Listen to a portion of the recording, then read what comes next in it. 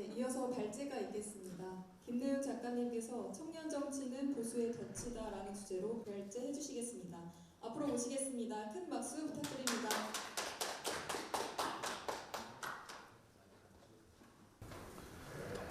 일단 청년 정치를 라는 것을 이야기할 때 가장 많이 붙는 말이 토사보편이라는 말이 드는데요.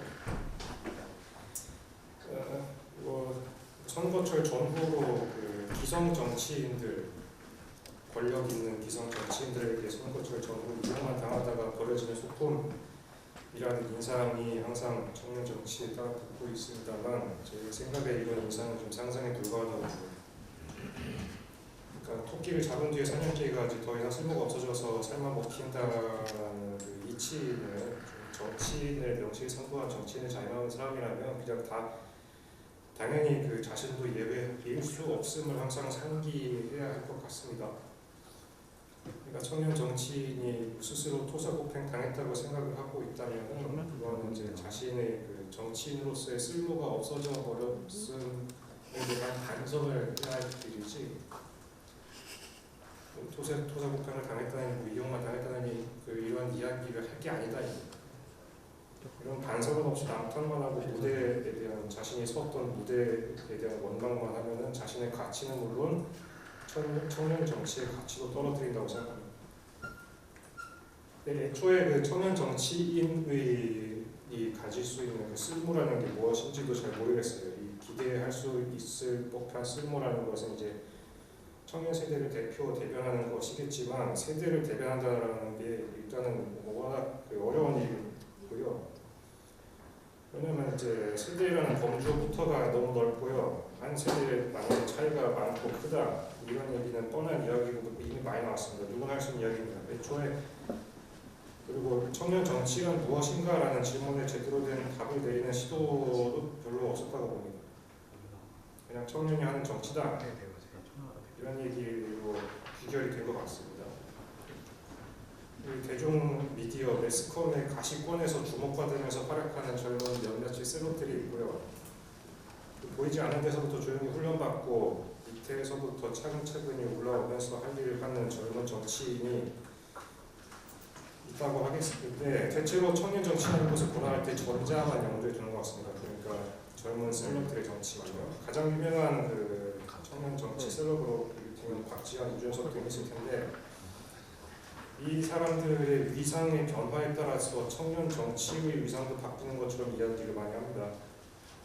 이 사람들의 활동이 각자의 이유로 잠시나마 위축되면 청년 정치가 위축되었다고 할 만큼 이준석과 박지원 혹은 유호정 등등의 정치를 청년 정치에 등치시키는 사람들이 많습니다. 하지만 위축된 건 저 개인들 뿐이고요. 청년 정치가 위축된 거라고 하기는 좀 무리가 있다고 봅니다. 현재 한국 정치 담론에서 이야기된 청년과 청년 정치라는 것부터 실제 청년과 청년 정치가 어떤 것인지 확인할 필요가 있다고 봅니다. 결론부터 말하면 지금 한국 정치 담론에서 말하는 청년 정치는 내용이 없는 이름에 불과하고요. 그리고 지난 몇 년간 정치권과 언론에서 지속적으로 해왔던 담론 공세의 산물이라고 생각합니다. 청년 정치 관련한 담론 공세에서 청년과 연결되는 말은 586, 그러니까 청년의 적으로서 항상 586이 제시가 되어 왔습니다. 이게 이제 90년대 후반에 대학에서 활동하던 이론가들이 이제 성장을 해가지고요. 30대 들면서 제도 정치권과 학계에 진출하기 시작하면서 차세대 리더로 집단 호명되기 시작했던 게 이제 586 혹은 386의 시작일 텐데, 이 사람들은 출발점만 같았지 지금은 워낙 각자 서 있는 자리가 많이 다르죠.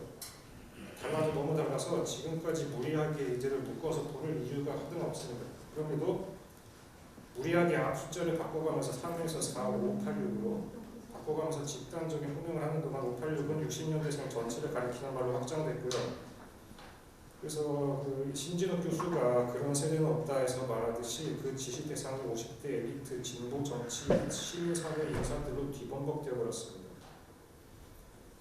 그로서 586이라는 이름의 함축된 운동권 역사와 연결된 진보 인사주의의 인상에다가 60년대생의 기성세대 혹은 꼰대 인상 그리고 기득권이라는 관념이 함께 연결되어서 586이라는 말을 들으면 방금 말씀드린 그 모든 게 동시에 상기되게 만들었습니다.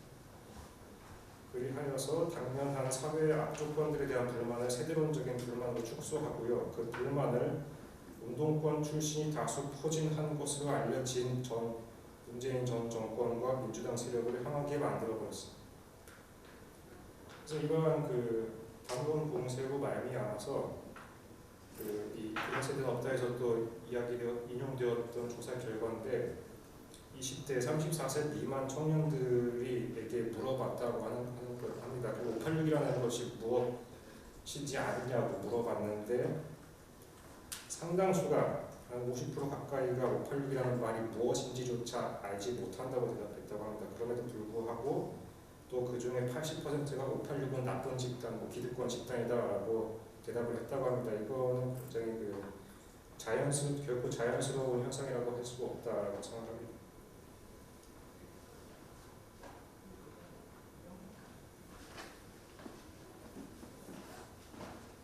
네, 586을 겨냥한 담론 공세의 시발점은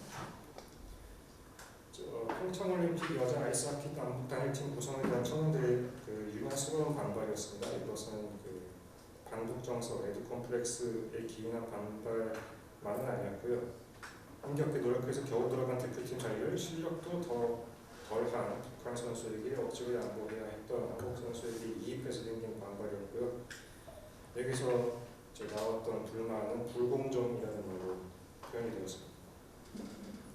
이 청년들의 불공정으로 표현된 반발을 10분 활용해서 문정권의 지지율을 20대에서부터 무너뜨릴 기회로 삼고자 보수 세력의 담론 공세는 공정이라는 말을 취해서 문정권을 공격하는 키워드를 무기화하였고요. 이른바 불공정에 분노하는 청년들을 인위적으로 만들고 호명하고 동원하기 위해서 586을 청년의 적으로 제시했습니다.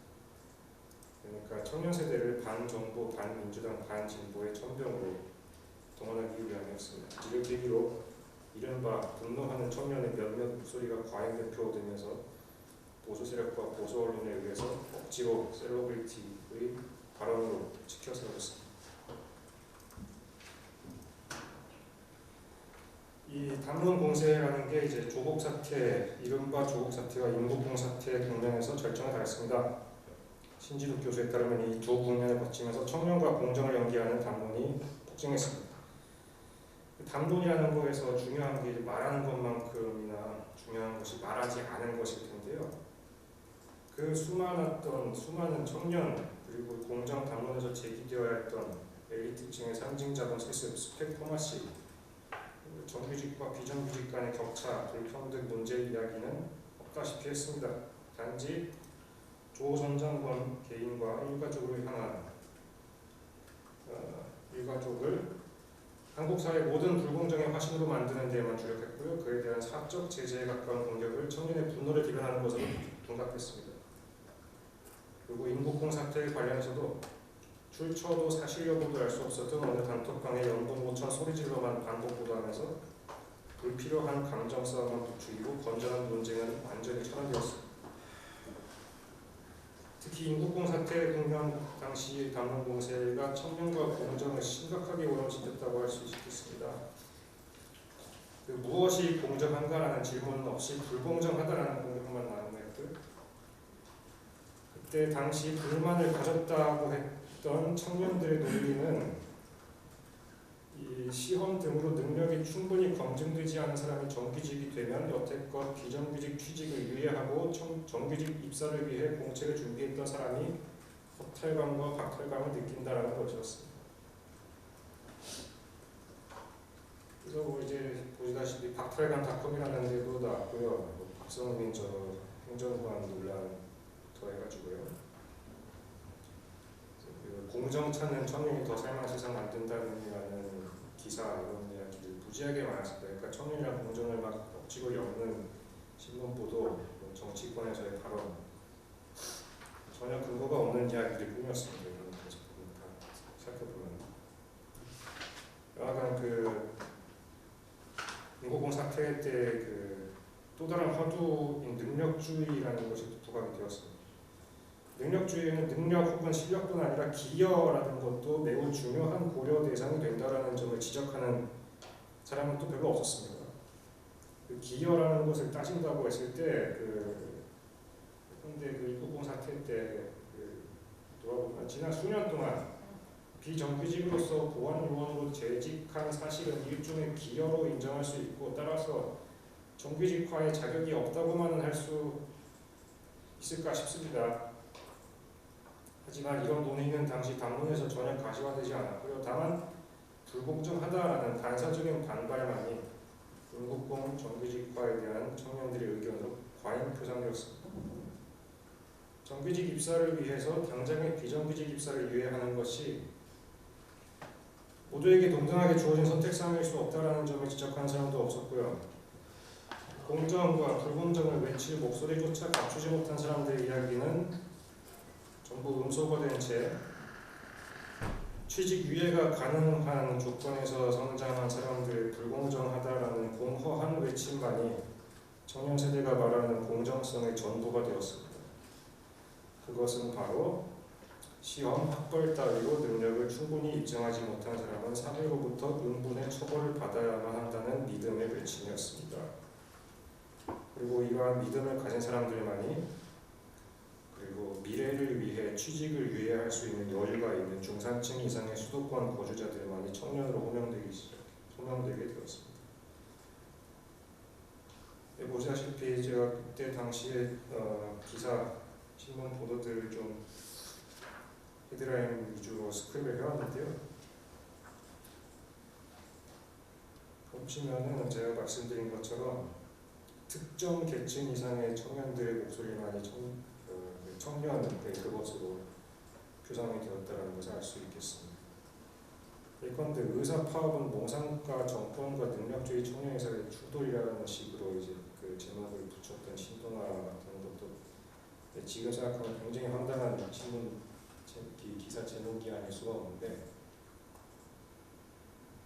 이것도 이제 말하자면 586과 청년을 적대하는 세력으로 억지로 만들어내는 담론 공세의 일환이라고 볼 수가 있겠습니다. 왜냐하면 정권이 이제 능력주의를 신봉하지 않는 586으로 정처되어 있고, 그에 반해서 그 사람들 정권에 반대하는 젊은 청년 의사들은 능력주의 신봉한다, 이런 신화를 이런 식으로 만들어낸다는 말씀입니다. 그리고 아까 보셨다시피 그 박성민 행정관 관련한 논란에서도 이를테면은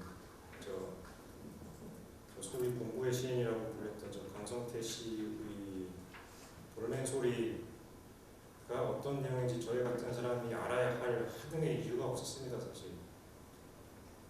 근데 저 사람의 이러저러한 후시렁거리는 소리를 계속해서 반복적으로 보도를 함으로써 전혀 자격을 갖추지 않은 사람이 갑자기 공무원이 되어버렸다, 이런 식으로 계속해서 담론을 만들어 갔다 이겁니다.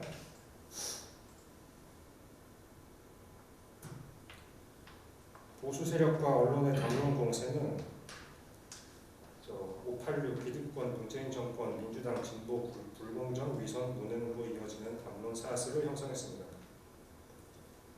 다시 말해서 연결되어 있는 단어들 중 하나만 귀에 들어오면 나머지 단어들이 동시에 상기되는 의미의 연결망이 만들어졌다는 겁니다. 그래서 586으로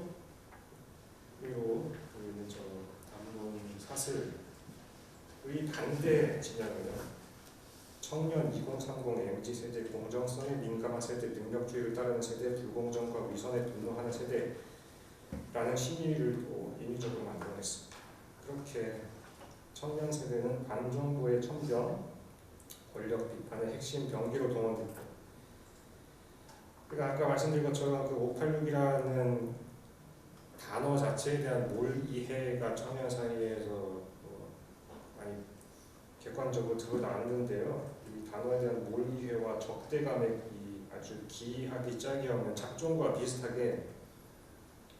맥락, 그건 성격으로 볼 수 있겠는데 조국 전 장관을 그렇게 잔뜩 비난하면서 반정부의 시류를 탔던 이 일부 청년들 가운데 몇몇이 아니라 수많은 청년들 가운데 전임 조국 이전에 전임 법무부 장관의 이름을 하나라도 댈 수 있는 사람은 극소수에 불과할 거라고 확신합니다. 이러한 불균형이라고 할 수 있겠는데 이 불균형은 결코 자연스러운 게 아니라고 생각합니다. 그래서 거듭 말씀드리건대 지금 한국의 정치 담론에서 청년이라는 이름은 이 담론 공세의 오염된 산물이라고 할 수 있겠고요. 그러니까 이 청년이라는 이름부터가 이럴진데 청년을 대변한다고 말하는 청년 정치는 어떠하겠는가 좀 생각을 해보실 필요가 있겠다라고 말씀드리는 겁니다. 지금 한국의 정치 담론에서 청년 정치라는 이름은 아무런 내용이 없이 비어 있고요. 그러면서 어떤 내용으로 채우든 간에 보수 세력의 알리바이만 강화하는 방향으로 표현되게 만드는 어떤 주형 템플릿 같은 것에 다름 아니다라고. 따라서 청년 정치라는 이름이 어떻게 형성되었고 어떤 기능을 하는지에 관한 고찰 없이 청년 정치를 표방하고 나서는 역효과를 피하기 힘들다고 생각합니다. 요컨대 청년 정치는 철저히 보수 세력에 유리한 기표입니다. 그래서 제목부터 제가 청년 정치는 보수의 덫이라고 한 거고요. 그렇기 때문에 진보주의 장 안에서 청년 정치를 표방한 메시지를 내면 중국에는 진보 진영에 대한 공격으로 되돌아올 수밖에 없습니다. 그러니까 아무리 진보적이고 급진적인 지향을 함축한 메시지일지라도 그것이 청년 정치의 표피를 쓰고 발화되는 순간 보수주의의 알리바이가 될 수밖에 없다라는 이야기입니다. 청년 정치가 공정을 말하면 언론 보도 등 담론을 경유하면서 불공정한 진보를 공격하는 레토릭으로 돌아오고요. 청년 정치가 위선을 규탄하는 진보의 위선을 공격하는 것이 됩니다. 또한 처음부터 보수 세력을 겨냥한 메시지라고 할지라도 청년 정치의 발화가 되면 극도로 정교한 워딩을 뒷받침하지 않는 이상은 세대론적인 메시지로 축소되고 해석되어 버립니다. 말인즉 결국에는 586에 대한 공격으로 돌아간다는 이야기입니다. 예, 정치권과 언론 혹은 논단 등에 의해서 청년 정치의 세례를 받고 발언권을 얻은 청년 정치인이 셀러브리티로 성장하면 할수록 자당 지지율이 떨어지는 이유가 이것입니다. 방금 보여드렸던 박지원, 이준석, 유호정 같은 사람들이 그렇죠. 이 사람들이 유명해지면 유명해질수록 더 성장만 할수록 그 사람이 소속해 있는 정당에 대한 지지율이 그거에 비례해서 올라가기는커녕 오히려 더 떨어진다. 그건 좀 저희가 다 목격한 바라고 생각합니다. 예, 모든 발언은 담론을 경유하잖아요. 예컨대 박지현의 정치는 이를테면 페미니스트로서 혹은 N번방 탐사 활동가로서 발언했을 때 매우 탁월했습니다. 하지만 청년 정치인으로서 발언했을 때 청년 정치를 둘러싼 담론을 경유하면서 스텝이 꼬여버렸습니다. 청년이라는 말이 이미 한국 사회 정치 담론에서 한국식 공정과 능력주의에 불가분이 얽혀 있고 이 한국식 공정과 능력주의라는 것은 앞서 말씀드린 것처럼 시험 학벌 따위로 능력을 입증하지 못하면 당연히 처벌받아야 한다는 믿음입니다. 이게 얽혀 있고요. 이렇게 얽힌 사실이 반586으로 또 의미화가 되기 때문에 이 박지원 씨가 어떤 메시지를 내든 간에 그것이 청년의 메시지로 발화되면 청년 정치인의 메시지로 발화되면 보수의 알리바이를 강화하는 메시지로 변질됩니다. 청년 정치 담론을 경유한 박지원의 메시지는 정당인의 합리적이고 용감한 자당 비판이 아니라 민주당과 586을 향한 청년의 비판으로 보도가 되고요. 청년은 공정에 민감하다라는 등식 이런 명제에 따라서 민주당 이꼴 진보 이꼴 불공정이라는 등식을 강화하는 발화가 되어버립니다. 그리고 그 반대급부로 보수는 반586이고 청년을 위하고 공정한 정당 세력이다라는 명제로 이어지기가 쉽습니다. 보수 세력과 미디어 권력이 청년 세대를 반진보 경향으로 유도하기 위해서 담론 공세를 전개하던 과정에서 청년 정치의 세대를 받고 셀럽으로 키워진 몇몇 보수 정치인들의 거의 우생학에 가깝다시피 한 공정성의 인식을 다름 아닌 진보 진영의 청년 정치인이 의도치 않게 강화할 수가 있다는 경고를 하고 싶었습니다. 그래서 그렇기 때문에 이러한 형국에 586 용퇴 청년 할당만 외치면 자당의 지지를 받을 수 있을 리 없고요. 이러한 거부 반응을 두고서 586이나 개딸 같은 사람들이 청년의 앞길을 막는다고 비판하는 것은 어불성설이 아닐 수 없습니다. 그래서 청년 정치가 제 기능을 하려면 청년 정치라는 이 기표의 굴레를 벗어야 합니다. 그 당론 사실 말씀입니다. 586은 진보는 불공정, 이것의 안티테즈로서 청년은 반진보라는 인위적으로 끄어진 담론 사슬로서 굴레를 벗어내지 않고서는 청년 정치라는 이름에 주먹을 날려봤자 자기 얼굴에 때리게 됩니다. 청년 정치 셀럽들은 이 굴레를 고민하기는커녕 586이 청년에게서 기회를 뺏었고 그 기회를 청년이라는 이유로 본인이 마땅히 가져야 한다라는 사이비스드론을 자기 정치의 절대적인 당위와 알리바이로 삼아서 경거망동을 멈추지 않다가 자빠져버리는 그 사례를 많이 목격하셨습니다. 그러니까 제가 제 생각에는 토사구팽이라고 하는 것도 과학의 후한 평가라고 생각을 합니다. 몇몇 대표적인 청년 정치인들이 이들이 속해 있었던 자당으로부터 나가 떨어진 것은 영양 미달 탓이라고 봅니다. 어떤 사회 정치적 사안에서만 자신들의 이해 바깥에 있는 것 혹은 기분을 좋게 만드는 것의 바깥에 있는 것에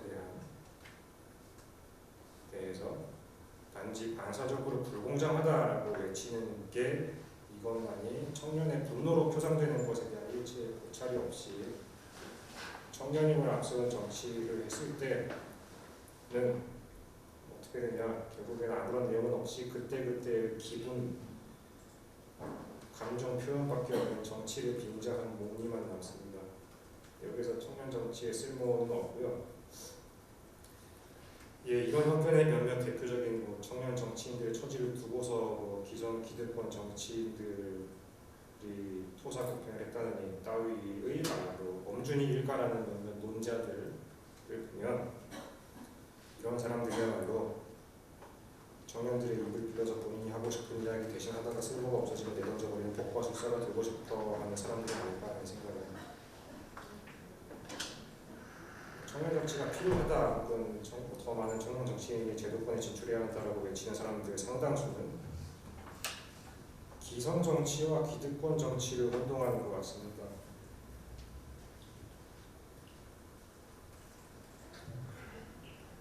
어린 젊은 정치인의 정치를 기성 정치와 구별되는 청년 정치라고 말한다면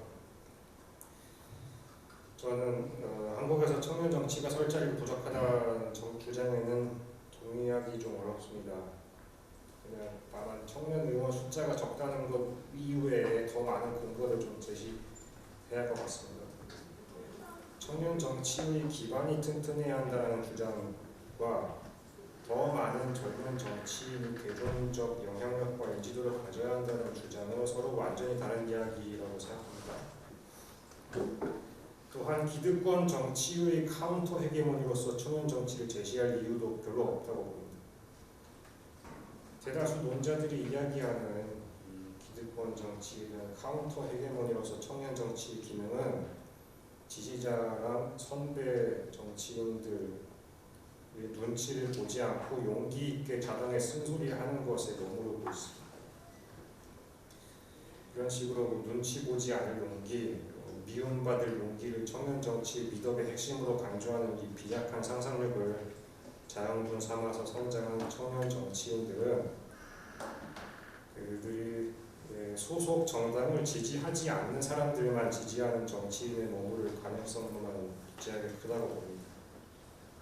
그야말로 저는 청년 정치인들을 쓸모있는 밥으로 전락시키는 것이다 라고 생각합니다. 그러니까 586 노태 청년회당만 외칠 것이 아니라 제가 드리고 싶은 말씀은 청년은 청년 정치라는 말이 부각되게 된 장으로서 담론에 대한 어떤 좀 심도 있는 통찰부터 좀 해야 할 것이다. 뭐 이런 이야기입니다. 예, 뭐 제가 준비한 내용은 여기까지입니다. 들어주셔서 감사합니다.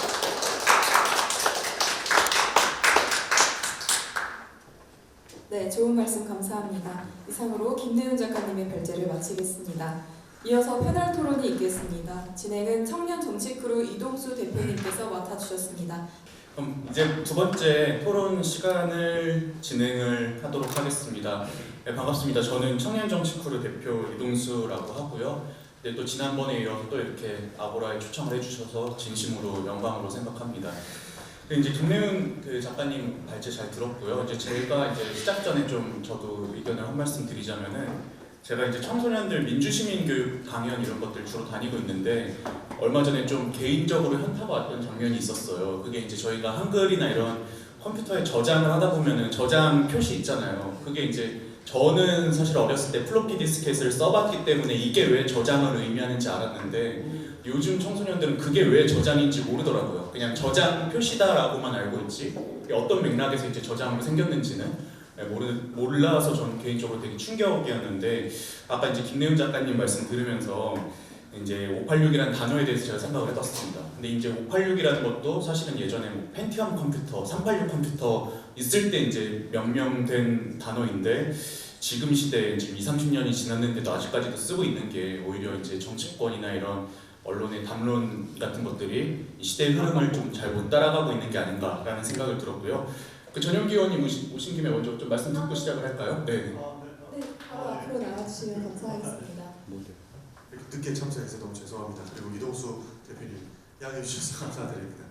오늘 청년 학원을 통해서 우리가 사실 청년 세대들의 여러 가지 안건들을 찾는 시간을 많이 가졌던 것 같습니다. 이 정치권에서 어떠한 것에 관심을 가져야 될지에 대한 길잡이가 된 것 같은데, 우리 쿠키뉴스 김정은 대표님께 이렇게 관심 가주셔서 다시 한번 감사하다는 말씀 드리고요. 오늘 마지막 토론까지 멋있게 맞춰주실 우리 패널분들께 다시 한번 감사드린다는 말씀 드리겠습니다. 저도 이 결국에는 토론회를 나온 결과를 가지고 우리가 어떠한 방식으로 또 만들어 나가야 될 것인지를 함께 고민하겠다는 좀 약속을 좀 드리겠습니다. 네, 오늘 다시 한번 감사드린다는 말씀 드리겠습니다. 네. 해주시면 감사하겠습니다. 네, 이어서 바로 진행을 하도록 하겠습니다. 김내윤 작가님 말씀처럼 청년 정치라는 게 요즘 보면은 이제 인물의 어떤 흥망에 따라서 같이 이제 성공했다, 망했다, 조명받았다, 아니었다 하는 것 같아요. 근데 이제 마치 그게 다인 양 다뤄지는 게 지금의 어떤 문제가 아닌가라는 생각이 들고요. 미디어에서 이런 이유에서인지 이제 다양한 청년들의 어떤 목소리를 반영하려고 하기보다 몇몇 정치인들, 유명한 이제 셀럽들에게 어떤 주목이 되고 있고, 그래서 이제 보편적인 청년들의 목소리나 이런 것들이 제대로 좀 반영이 못 되고 있는 게 아닌가. 대표적으로 이제 언론에서 보면은 뭐 청년들 요즘에 뭐 오마카세를 많이 좋아하고 골프 다니면서 SNS 하는 걸 좋아하고 이렇게 표현을 하는데, 제가 이제 이런 온라인 커뮤니티 이런 데 많이 가보면은 우리 맨날 최저가 찾아다니고 지금 싼 도시락 같은 거 사려고 막 이제 편의점에 일찍 가고 이러는데 이게 무슨 얘기냐라는 좀 비판을 많이 봤어요. 그래서 제가 느끼기에는 청년 세대가 또 아무래도 기성 세대보다 더 이제 어떤 사회적으로 뭐 양극화도 심화됐고 지역 간 격차도 심화된 시기에 태어났고, 그렇기 때문에 되게 다양한 삶을 살고 있는데 언론은 너무 특정 어떤 소수의 집단에 주목해서 이를 과대대표하고 있는 게 아닌가라는 생각이 들었습니다. 그런 점에서 이제 오늘 이 토론회가 정말 큰 의미가 있는 것 같습니다. 우리가 한번 이 평범한 청년들이 어떤 생각을 갖고 있고 또 어떤 좀 모습들을 보여주고 있는지를 청년 전문가님들의 어떤 다양한 분석을 통해서 좀 살펴볼 수가 있을 것 같고요. 또 이제 이 온라인을 통해서 이제 기록이 돼서 나가는 거다 보니까는 우리가 또 새로운 논의를 시작하는 데 있어서 어떤 또 씨앗이 될 수 있지 않을까 이런 기대를 합니다. 그럼 이제 본격적으로 토론을 시작을 할 텐데요. 저희가 일단 사회 전반적인 어떤 청년들에 대한 진단을 해보고 정치라는 또 좁은 영역으로 또 파고 들어갈 예정입니다. 그래서 토론 순서를 먼저 이혜지 대표님, 그리고 김지윤 위원님, 안재현 PD님, 이명범 기자님, 그리고 유호준 의원님 순으로 이제 진행을 할 것이고요. 그리고 또 이제 김내훈 작가님 또 의견도 이따 한번 들어보도록 하겠습니다. 그럼 가장 먼저 이혜지 청년하다 대표님 발제를 들어보도록 하겠습니다. 큰 박수 부탁드리겠습니다. 네, 안녕하세요. 네, 청년 2030 정치공동체 청년하다에서 대표로 활동하고 있는 이혜지입니다. 네, 제 토론문은요, 자료지 23페이지부터 나와 있어서 같이 봐주시면 될 것 같고요. 혹시 저에게 할당된 시간이 몇 분 정도? 뭐 한 시간 하진 않으실 아, 거예요. 이건 편한데 패널분들이 많으셔가지고 네, 그러면은 네, 준비한 것들 네, 그냥 쭉 말씀드리도록 하겠습니다. 네, 저는 이제 청년하다라고 하는 단체에서 작년에 청년정치 학생사회 솔루션 스테이지라고 하는 행사를 작년 50명 정도의 이제 20대 대학생들과 같이 준비를 했었습니다.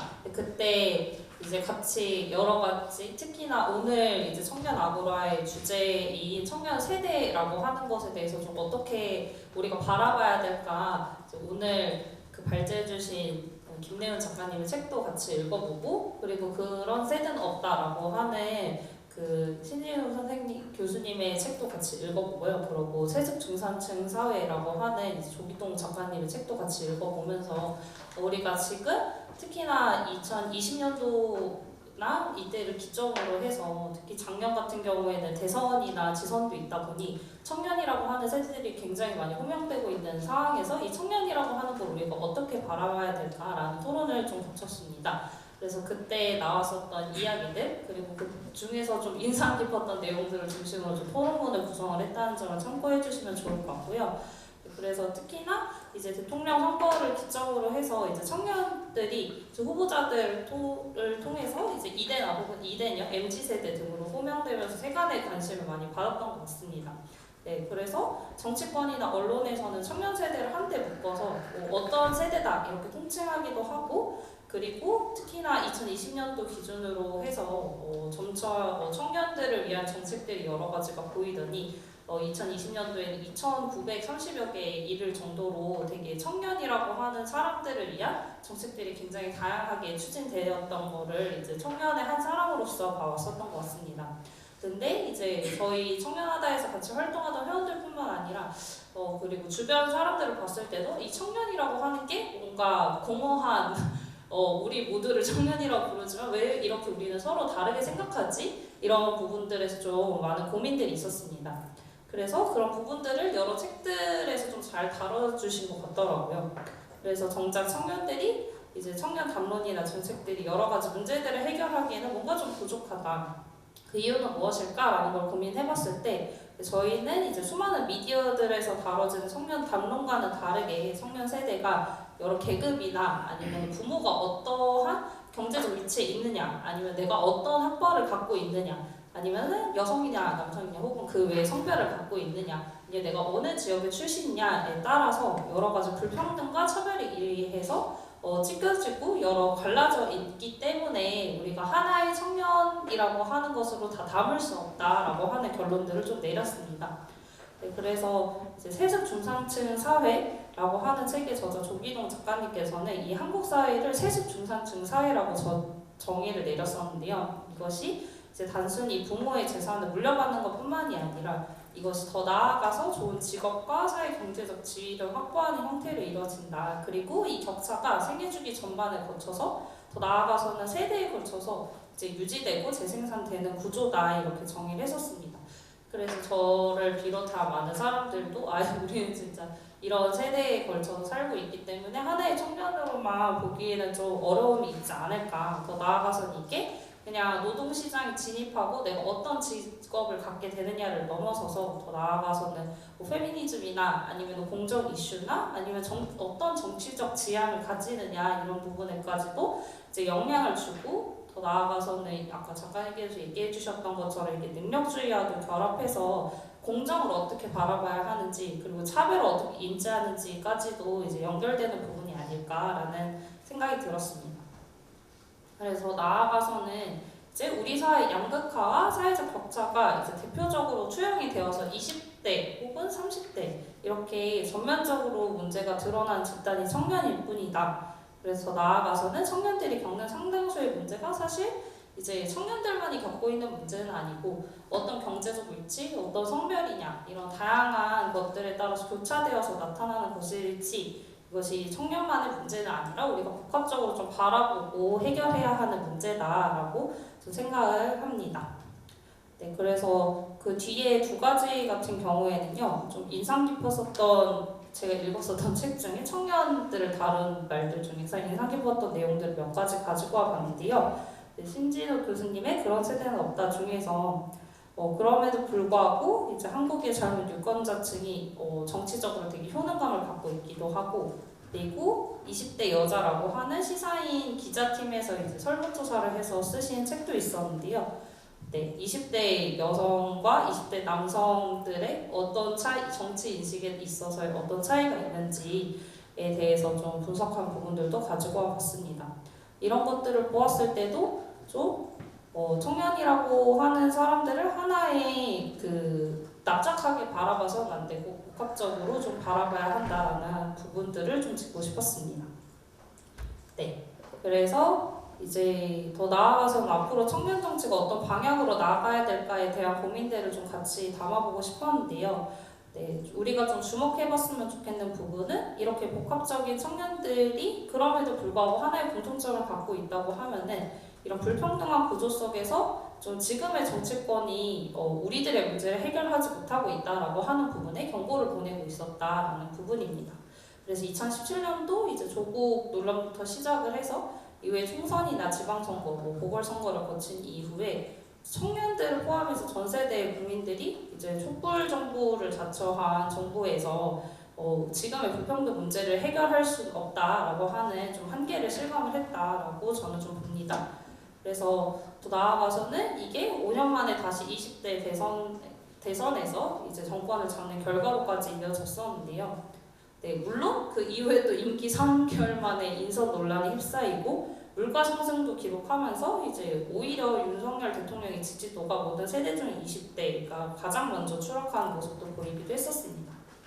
네, 그래서 앞으로 이제 청년 정치라고 하는 혹은 청년 정치인을 표방하는 사람들이 나아가야 할 길은 이 청년들이라고 하는 사람들을 그냥 청년이라고 하는 단순한 비슷한 나이대의 집단으로만 호명할 것이 아니라 이 사람들이 어떻게 구성되어 있는지, 이 사람들이 어떤 경제적 위치에 따라서 달라지는지 등을 좀 복합적으로 바라보는 그리고 그것을 호명하는 정치를 하는 것이 필요하다라고 생각을 하고요.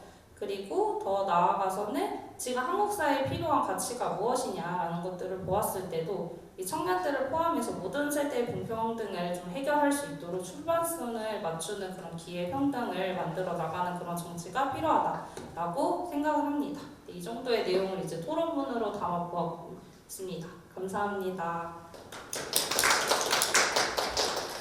네, 이해지 청년하다 대표님 말씀이었습니다. 그러니까 이 한 세대 안에서 다 같은 청년이 아니라 서로 너무 다른 삶을 살고 있는데 그런 것들이 이제 고루 다뤄지지 않고 어떤 특정 목소리들만이 좀 마치 청년 전체의 목소리인 양 다뤄지고 있다. 그래서 그것이 문제다라는 지적을 해주셨고 또 이제 지금 청년들이 겪고 있는 불평등 문제도 해결해야 함을 강조를 해주셨습니다.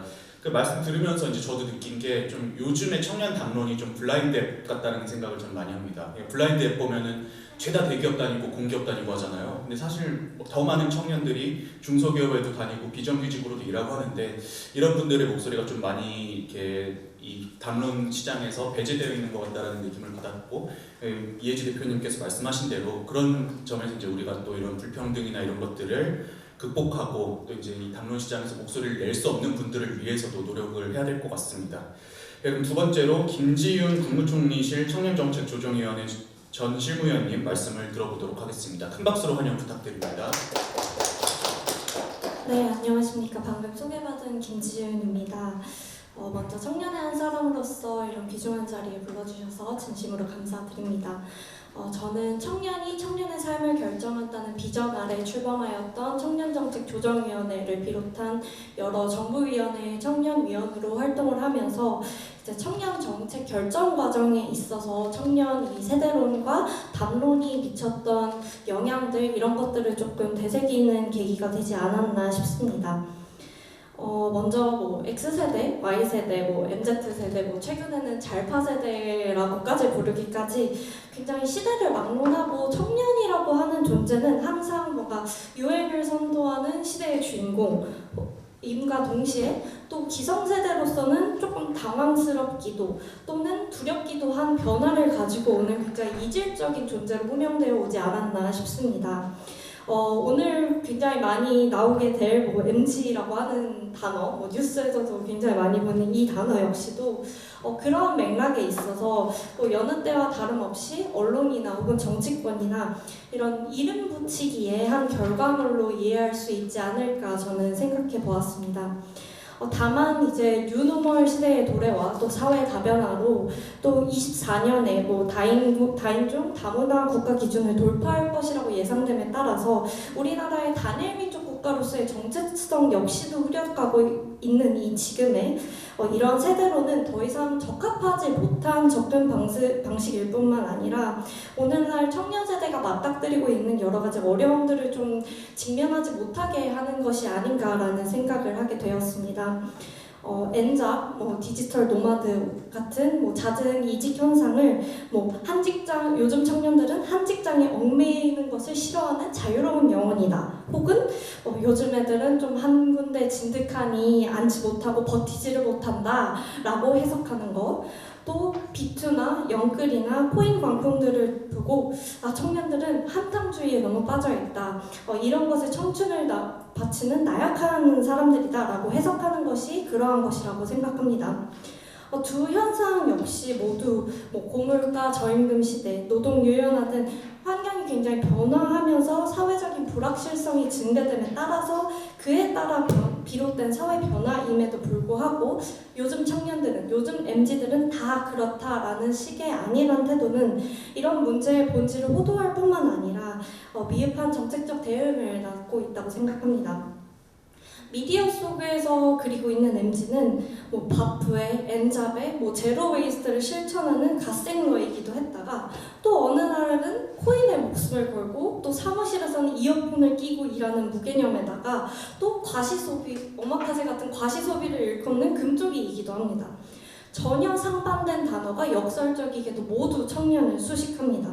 그리고 그 안에 청년 당사자의 목소리나 의견 같은 것은 담겨져 있지 않습니다. 저마다 자신들이 하고 싶은 말을 하고 자신들이 보고 싶은 것을 보고 있을 뿐이라고 생각합니다. 앞에서 많이 언급해 주셨던 것처럼 청년이라고 하는 단어는 단지 자기가 하고 싶은 말을 하기 위해 쓰이는 확성기에 불과하다는 생각을 종종 하곤 합니다. 심지어는 저희 입장에서는 다소 어리둥절하게 요즘 친구들이 이런 걸 원한다며 라는 그런 주장을 펼치기도 합니다. 우리는 시대의 변화를 여전히 세대의 안경을 쓰고 바라보고 있습니다.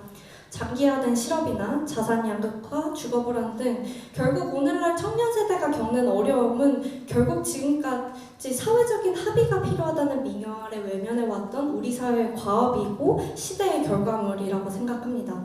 그리고 언론과 정치가 그토록 부르짖는 청년을 이해하는 일은 바로 이를 인지하는 것에서부터 출발합니다. 우리는 이러한 변화들을 단지 청년으로 뭉뚱그리는 것이 아니라 다양화된 사회 소집단 내의 정책적인 대안을 어떻게 달리할 수 있을지, 현재의 프로세스를 어떻게 수정해야 하는지 점검하고 고민해야 한다고 생각합니다. 현재는 모든 정부위원회에 이제 일정 퍼센테이지의 청년위원들이 이제 들어가야 되는 것으로 알고 있는데요. 제가 청조위에 있으면서 이제 이 정부위원회에 청년위원이 들어가야 되느냐 말아야 되느냐로 좀 검토를 했었던 기억이 있었습니다. 그때 과정에서 이 위원회가 청년과 관련이 있는지 없는지를 가지고 정부 부처와 굉장히 알력다툼을 했었던 기억이 납니다.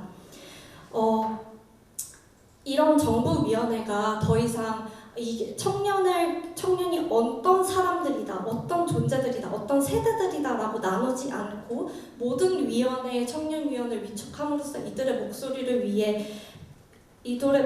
듣기 위해 변화했었던 것처럼 우리의 정치 역시도 이러한 방향으로 나아가야 되지 않나 조심스럽게 제안을 해봅니다. 이는 단지 청년 연령 19세에서부터 34세의 청년 연령의 정치인을 한두 명 내세워서 기분 내기를 하는 것이 아니라 청년 의원이 더 이상 국회 내에서 청년이라고 불릴 필요도 없는 상태, 또한 다양한 직능과 지역과 성별과 굉장히 다양한 환경 속에 있는 다양한 그러한 정치인들의 목소리를 들어야 비로소 우리의 시대 변화를 제대로 수용할 수 있지 않을까 조심스럽게 생각해 봅니다. 이제 우리는 세대 속의 개인을 조명하고 또 시대의 변화를 수용하여 대비해야 할 때라고 생각합니다. 감사합니다. 네, 김지윤 전 위원님 말씀 잘 들었습니다. 오늘 대체로 문제의식은 많이 비슷한 것 같습니다. 김지윤 위원님께서도 이제 요즘처럼 다양성이 높아지고 있고 다양한 청년들의 삶이 존재하는 시대에 이제 특정한 단어나 개념으로서 이제 청년을 정해서는 안 된다라는 비판을 해주셨고요. 그리고 이제 정부위원회라든지 아니면 정치권에서 청년들을 이제 청년이라는 테두리 안에만 가둬놓고서 이제 마치 청년 분야에서만 목소리를 내야 되는 것처럼 이제 많이 취급을 하고 있는데 그것이 아니라 다양한 어떤 목소리를 이제 반영하는 정책을 만든다는 차원에서 꼭 이제 청년이라는 울타리를 가두지 않고 이렇게 좀 목소리를 듣기 위한 노력을 해야 된다 이런 말씀을 해주셨습니다. 네, 세 번째로 대학알리의 안재현 PD님 발제를 들어보도록 하겠습니다. 큰 박수 부탁드리겠습니다. 안녕하십니까. 대학알리에서 PD 맡고 있는 안재현이라고 합니다. 제가 이제 어떻게 보면 일반 대학생으로서 어떤 얘기를 하면 좋을까 고민을 해보다가 이제 청년 당사자로서 청년 정치에 대한 그걸 어떻게 보고 있는가에 대한 얘기를 드리는 게 좋을 것 같다고 생각을 했고 그쪽으로 준비를 하다 보니까 어떻게 보면 청년 정치인은 필요한가에 대한 얘기로 채우게 됐는데요. 그 전에 세대론에 대한 생각을 조금 덧붙이자면 저는 세대론이 이제 각 다양한 이익 집단들의 가려움을 긁어주기라고 생각을 했습니다. 어떤 얘기냐고 보자면 기본적으로 정확히 잘 모르는 타 세대에 대한 부정적인 생각 혹은 그 세대에 대한 내 의견 듣고 싶은 얘기에 대해서 정치계가 또 언론이 편을 들어주고 이게 맞다라고 얘기를 해주니까 그쪽에 몰리게 되고 자연스럽게 그게 실제 내 생각과 얼마나 합치한지 모르더라도 그걸 이제 네임콜링을 하니까 이게 맞다라면 그 특정 주장이 몰리게 된 게 세대론이 아닐까 생각을 합니다. 그래서 사실 MZ 세대에 대해서도 얘기를 할 때도 이 MZ 세대의 범위가 엄청 넓잖아요. 근데 그 범위에 속해 있는 사람들을 하나로 묶는 것 자체가 애초에 실제로 그걸 하는 것 자체가 말이 안 됐었던 것 같은데 그거에 많은 사람들이 공감을 하고 그게 이제 정치계에서 쓰이고 하는 것 자체가 그냥 이제 어떻게 보면 이미지 메이킹과 이미지가 너무 중요해진 사회에서 일어나는 현상이 아닐까라고 생각을 했습니다. 네. 그래서 청년 정치인에 대한 생각이 어떠한가에 대한 물음에 고민을 했을 때 일단 그거에 대한 주장에 가기에 앞서 주변에 청년 정치인이 정말 많아졌습니다. 주변 지인이나 한 달을 건너서도 많고 그냥 SNS를 넘기다가 봤던 사람들 아니면 혹은 박지원 전 위원장이 그렇게 해당이 될 것 같은데 어떤 활동가로서 지켜보는 사람들 그런 분들이 정치계에 엄청 많이 지금 유입이 되고 있는 것 같은데 그분들을 실제로 만나거나 그분들이 한 인터뷰를 봤을 때 가장 많이 느낀 게 그분들이 실제로 어떤 내가 정치계에 나가서 청년으로서 하고 싶은 말이 있어서 거기에서 지금 그걸 펼치고 있다라고 하는 분들은 굉장히 소수인 것 같고요. 실제로 그분들은 대부분은 아직 소속된 정당 혹은 이제 따라가야겠다고 생각하는 어떤 정치인에게 배우고 있는 중이라는 생각을 굉장히 많이 받았습니다. 그게 저는 그걸 보면서 그분들에게 받은 인상이 위태로워 보인다였는데요.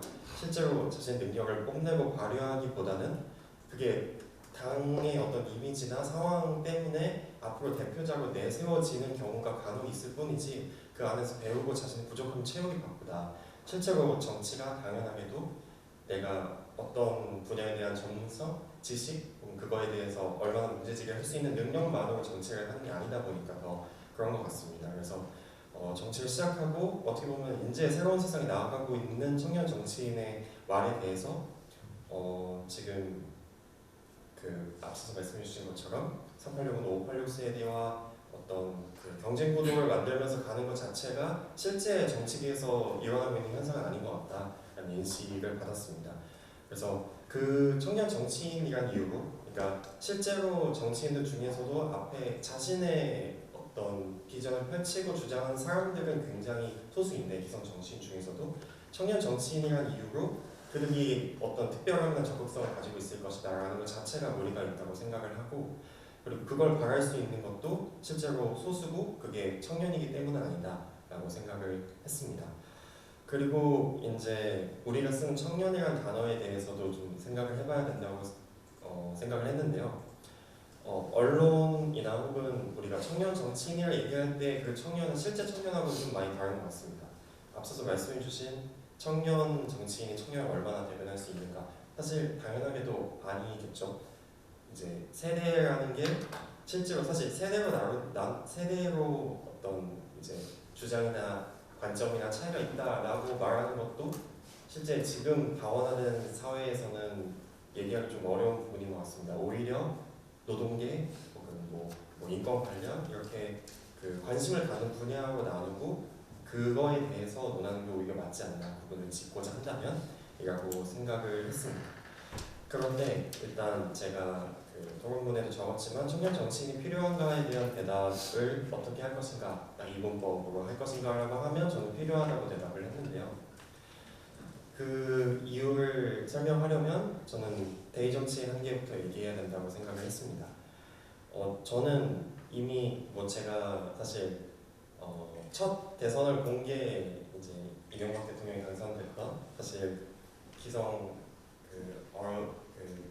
기성 정치인들에게는 굉장히 최근부터 보긴 했지만 그분들을 보면서 느낀 게 단지 정치인이어서 어떤 사회적 문제를 얘기를 하고 그걸 해결하려고 노력해야 되는 위치에 있다는 것만으로 그 실제 그 문제가 어떤지 정확히 이해하고 그 정치를 하는 게 굉장히 어렵다고 생각을 했습니다. 그렇기 때문에 정치적 다원주의가 중요한 거고, 가능한 많은 영역에서 많은 정당이 나와서 각자의 직접 당사자와 가까운 사람들의 의견을 낼 수 있는 구조가 되는 게 전 이상적이라고 생각을 하는데요. 그렇기 때문에 그 맥락에서 청년 정치인 또한 청년의 혹은 청년이 좀 더 많이 속해 있는 그 영역의 이야기를 할 수 있는 사람들이 정치계에 더 많이 들어오는 거니까 당연히 청년 정치인은 필요하다고 생각을 했습니다. 그런데 이게 지금 사실 어떤 지역구를 돌아다니더라도 이제 총선이 다가오다 보니까 정치 관련된 포스터, 정치 홍보 포스터를 보면 꼭 청년 MZ세대에 대변할 수 있다는 얘기를 넣고 있는데, 그 의미에서 나는 청년들을 대변할 수 있다라는 의미에서의 청년은 사실 아까 제가 말씀드린 최대한 많은 영역의 정치계에 들어와야 한다의 의미의 청년은 아니라고 생각을 합니다. 그래서 그런 의미에서라면 그런 의미에서의 청년 정치인이 필요하다라는 말은 필요한 얘기가 아닌 것 같다라는 말씀을 드리고 싶었습니다. 그래서 청년 정치에 대한 관심을 정치계에서는 다른 영역에서는 모르겠지만 정치계와 언론이 그거를 보도하는 방식에 있어서는 전략의 측면이 굉장히 크다고 생각을 합니다. 그러니까 지금 계속 바이럴이 되고 있고 많은 사람들이 오가고 있고 꼭 뭔가 해낼 수 있을 것 같은 이미지가 계속 부여되고 있기 때문에 청년 정치인이 대두되고 있다고 생각을 하는데요. 지금 어쨌든 청년 정치인이 계속 정치계에 유입되고 있다는 사실은 변하지 않을 거라고 생각합니다. 그건 예측되는 현실인데, 그랬을 때 그들이 무엇을 할 수 있을까에 대해 본다면 사실 걱정이 앞서는 게 사실인 것 같습니다. 지금까지 봐온 이 정치계에서 상대적으로 입지가 적고 할 수 있는 것이 적을 것 같은 그 사람들이 얼마나 실제 자기가 생각하는 걸 실현할 수 있는 위치까지 올라갈 수 있을 것인가?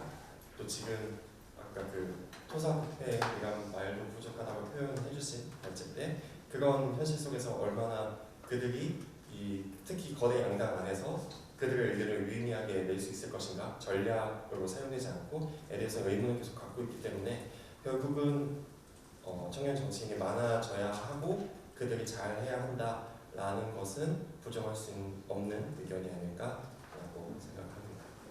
여기서 마치겠습니다. 감사합니다.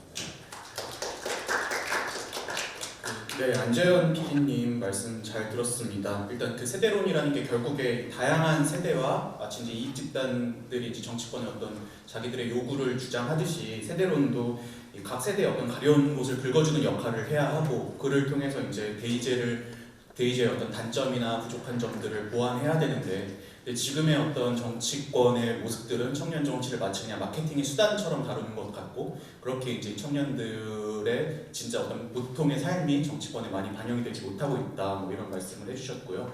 그래서 저도 이제 결국에 요즘 청년 정치인들이 청년을 대변하지 못한다라는 비판의 이면에는 또 워낙 수가 적어서 이제 또 대표할 수 있는 집단이 적은 측면도 있는 것 같습니다.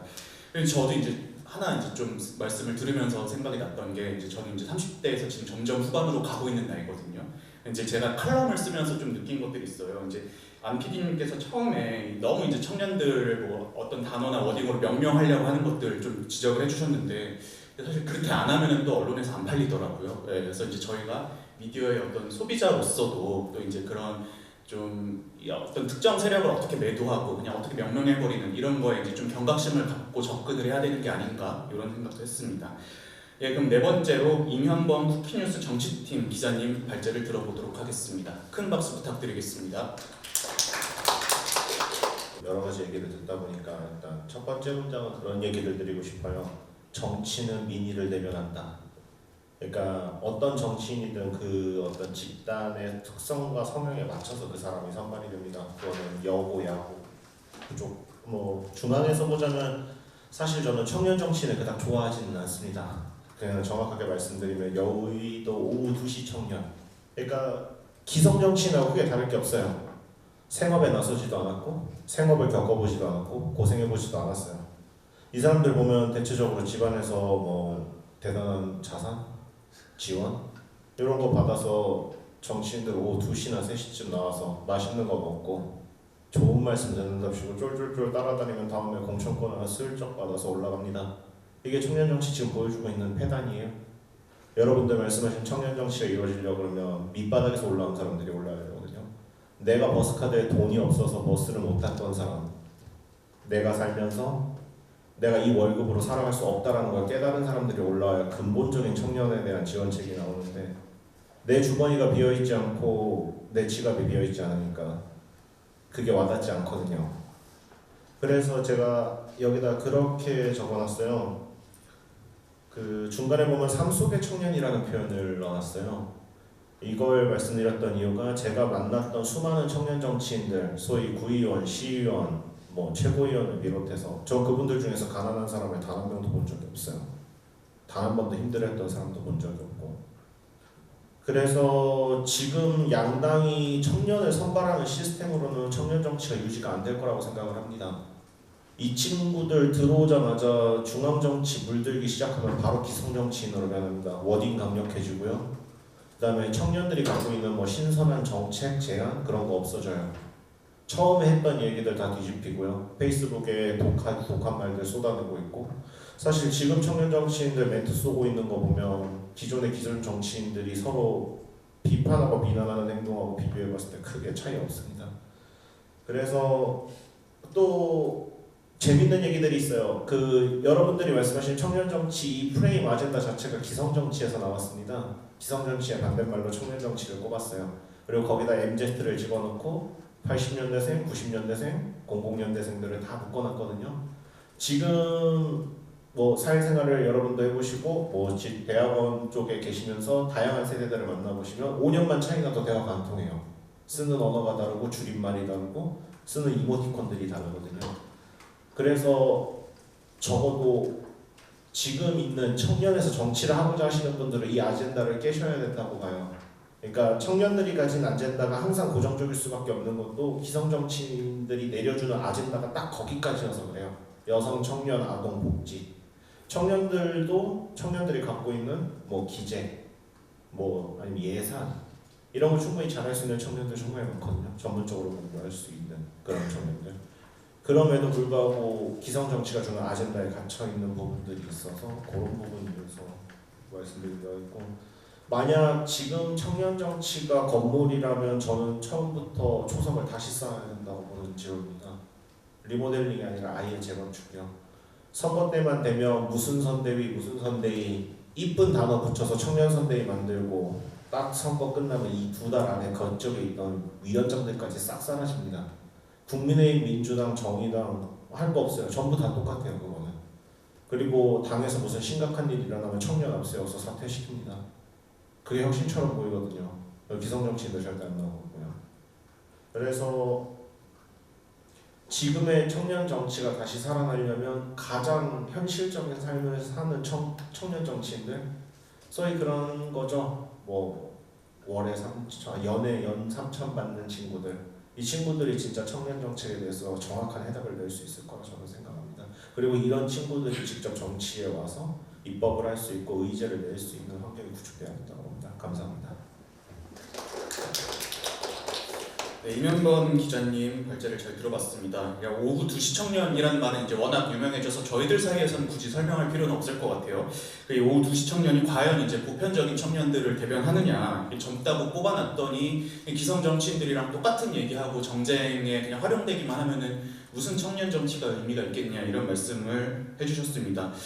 말씀 들으면서 저도 이제 좀 그런 생각들을 많이 했던 게, 이제 저도 예전 15년부터 처음 이제 국회 인턴으로 시작을 했으니까 같이 이렇게 뭐 청년 정치 하자는 친구들 보면 출마를 하잖아요 친구들이. 그럼 이제 재산이 공개가 되는데 보면 이 친구가 뭐 했다고 재산이 막 2억 3억씩 있고 그런 좀 박탈감을 느꼈던 적이 많거든요. 그런 맥락에서 같이 비판을 해주신 것 같고, 저도 그래서 이 청년들의 어떤 정치 참여를 높이고 또 유능한 청년들이 정치권에 들어오게 하려면은 임 기자님께서 말씀해주신 것처럼 선거 때 그냥 무슨 이름만 멋진 위원회 꾸려서 그냥 앞에서 내세우고 이렇게 할 게 아니라 좀 제대로 된 일자리를 만들고 청년들이 이제 그 일자리에서 일을 하면서 돈도 벌고 경험도 쌓고 또 이런 배워나가는 그런 기회들을 좀 제공해야 하는 게 아닌가 이런 생각을 들었습니다. 그럼 저희가 또 청년 정치에 대한 비판을 들어봤으니까 이제 현재 청년 정치인으로서 이제 활동을 하고 계시는 유호준 더불어민주당 경기도 의원님 말씀을 들어보도록 하겠습니다. 큰 박수 부탁드리겠습니다. 저는 청년 정치인으로 뭐 청년들을 위해서 뭐 청년들의 입장에서 이런 말을 자주 듣습니다. 일주일에 한 번은 그 의회에 있을 동안에는 2, 3일에 한 번씩 꼭 듣는 것 같은데요. 들을 때마다 굉장히 불편한 마음을 가지고 있습니다. 청년 정치가 무엇인지 저는 잘 아직까지도 모르겠거든요. 청년 정치가 청년들을 위한 정치인지 아니면 청년들의 정치인지 아니면 더 많은 청년들의 의회 진출을 위한 정치인지 아니면 이 모든 것을 아우르는 것인지 저는 요즘 혼란스럽습니다.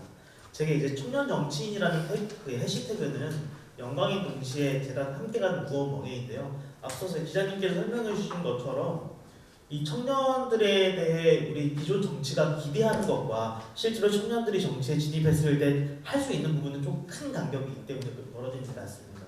제가 작년에 이제 그 당시에 이제 만 나이가 없었을 때니까 28살에 선거에 출마를 했었는데요.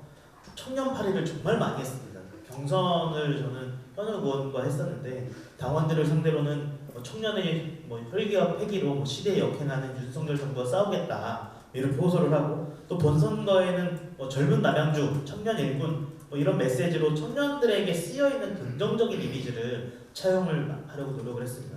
이 외에도 청년들의 문제나 고민을 제도권 내에서 풀어내겠다는 시대적 공감까지 얻고자 했거든요. 그 과정에서 제가 남양주시 청년정책위원회 위원장을 맡았던 이력도 큰 도움이 되었던 것 같습니다. 그렇게 당선되고 나니까 실제로 청년 의제와 관련해서 그다지 많은 활동을 하지 못했습니다. 그 이유에 관해서는 여러 의견들이 있겠지만 저희 경기도 의원님이 저희 민주당 내에서도 청년 비례대표를 2분이나 있고 이런 상황들이 있겠지만 저의 한정에서 얘기를 하자면 저는 요즘 이른바 앞서서 많이 언급됐던 그런 청년들의 삶을 제가 과연 살아냈었는가, 저는 그러지 못했던 것 같아요. 전형적으로 아까 이제 언급되었던 블라인드에서의 삶을 살았던 거죠. 앞서 기자님께서 말씀하셨던 것처럼 가난한 적이 별로 없었던 것 같다는 생각을 했습니다. 저는 조기 유학을 다녀왔고요. 특목고를 나왔고 인서울 4년제 대학 졸업을 하고 전역하고 나서는 한 3개월 만에 취업에 성공을 했거든요.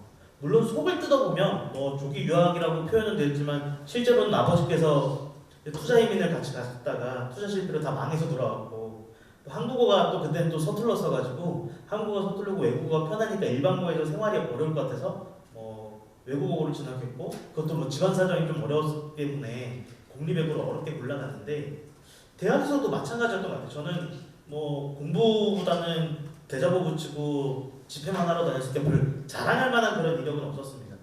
근데 그런 가운데서도 제 주변에 있는 사람들은 결국 특목고 나온 사람들, 아니면 인서울 4년제 졸업한 사람들, 이런 분들밖에 없기 때문에 매우 균질하게 적당한 연봉을 받으면서 무난하게 살아내는 그런 사람들이 대다수가 되었거든요.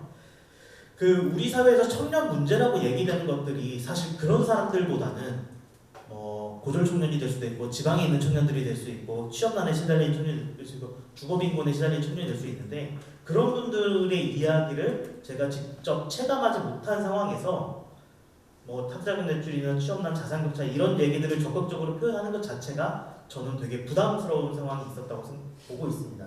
이런 얘기에 적극적으로 공감하고 활동할 것이라고 기대를 하셨겠지만, 죄송하게도 저의 실제 활동들은 뭐 장애인들의 탈시설이라던가 일터에서의 성차별 문제라던가 아니면 탄소 배출 절감 등 이런 의제에서 마음을 쓰고 있는 것 같습니다.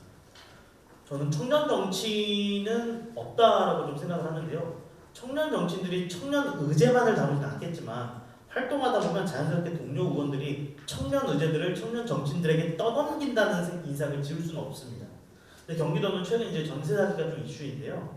피해자들이 상당수가 이제 청년층이라고 발표가 나 있는데, 이 문제에 대해서 저한테 주도적인 역할을 좀 찾아서 너 활동 좀 해봐라. 그래서 뭐 TF팀 간사도 맡고 이런 거 하고 있는데, 그 과정에서도 저는 뭐 제 역할을 찾아서 부당하게 뭐 명의동으로 가해자가 되었던 노숙인이나 아니면 장애인들의 이야기를 전하거나 아니면 피해 지원에 중복 지원을 받지 못하게 하는 것에 대한 문제를 찾아내는 성과가 좀 있었습니다. 제가 기존에 대학 다닐 때 뭐 장애인 단체나 노숙인 단체들과 같이 활동했던 경력이 있기 때문에 그런 방식으로 활동을 했던 건데요. 그럼에도 불구하고 저는 여전히 전세 제도를 잘 이해하지 못하고 있습니다. 뭐 복잡한 대출 문제라던가 아니면 저는 뭐 확정을 받는다던가 잘 모르는데, 전세 계약을 해보지 않은 상태에서 저에게 청년 의제이기 때문에 너가 이 전세 사기 문제 좀 주도적으로 대응해봐 이런 요구들은, 저는 과연 이게 우리 정치가 청년들을 잘 소개하는 방식인가에 대해서 좀 고민을 많이 하게 되었습니다. 저는 제가 농담 삼아서 219 정치인이라고 얘기를 하는데요. 20대고 13학번이고 90년대생이기 때문에 이렇게 얘기를 하는데, 기존에 이제 86세대들처럼 그만큼은 아니더라도 뭐 의제가 좀 바뀌고는 있지만, 저도 뭐 제가 고등학교 2학년 때부터 활동을 했으니까 뭐 장애인 의제, 노동 의제, 여성 의제, 이주민 의제 이런 것들을 함께하면서 운동을 했던 그 정체성을 인정하고 있기 때문이거든요. 제게 더 익숙한 포지션은 운동을 뭐 시민단체 뭐 이런 출신 정치인이지 청년 정치인이 아니라는 건 분명합니다. 제가 오늘이 목요일이니까 이틀 전 화요일에도 제가 장애인 동호연대와 함께 권리중심 일자리 삭감과 통합교육정책 폐기 등에 항의하면서 이제 오체 투지를 하면서 경기도청을 한 바퀴 돌았는데요. 경기도의회, 특히 경기도의회 더불어민주당에서 제 역할은 청년에 맞춰져 있기보다는 뭐 시민단체와의 네트워크를 복원하는 그런 역할에 좀 초점 맞춰져 있다고 보고 있습니다. 그런 의미에서 저는 청년 정치인이 없다라고 생각을 합니다. 어떻게 보면 없어져야 한다고 생각을 하고, 청년들의 삶 자체가 다양한데 청년들의 삶과 어려움을 획일화해서 이런 문제들만 청년 노동자들의 이런 문제들만 청년의 의제라고 한정을 짓는 문화 속에서는 청년 정치인이 나오기도 어렵고, 나올다 할지라도 그들의 가능성을 지극히 제약하는 모습으로 발전할 수밖에 없다고 생각을 합니다. 청년 노동자들의 문제, 청년 구직자들의 문제, 청년 장애인들의 문제 등 결국 핵심은 청년이 아니라 각종 영역에서 사회적 지위에서 약자로 놓이는 많은 청년들의 문제이고, 이를 해결하기 위해서는 해당 영역 내에서 활동하는 사람들이 함께 풀어내야 하는 것이지, 단순하게 저한테 이제 너는 청년 세대고 청년들이 많이 피해를 봤으니까 너는 전세 사기 열심히 대응해야 돼. 이런 식으로 세대론으로 돌파할 수 있는 문제가 아니라고 저는 보고 있습니다.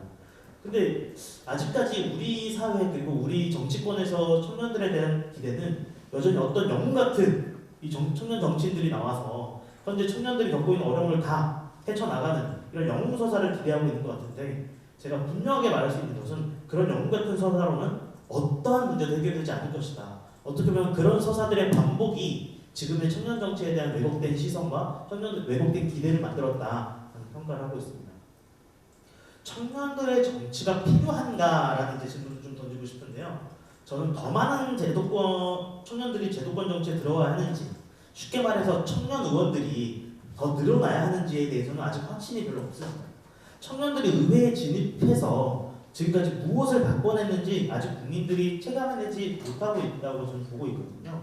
실제로 청년들의 정치 참여가 더 늘어나고 국회가 거듭되면 거듭될수록 더 젊어지고 있음에도 불구하고 과연 우리의 정치 문화도 그만큼 많이 혁신이 이루어졌나 물어보면 국민들의 기대와는 많이 좀 부족하다고 보고 있습니다.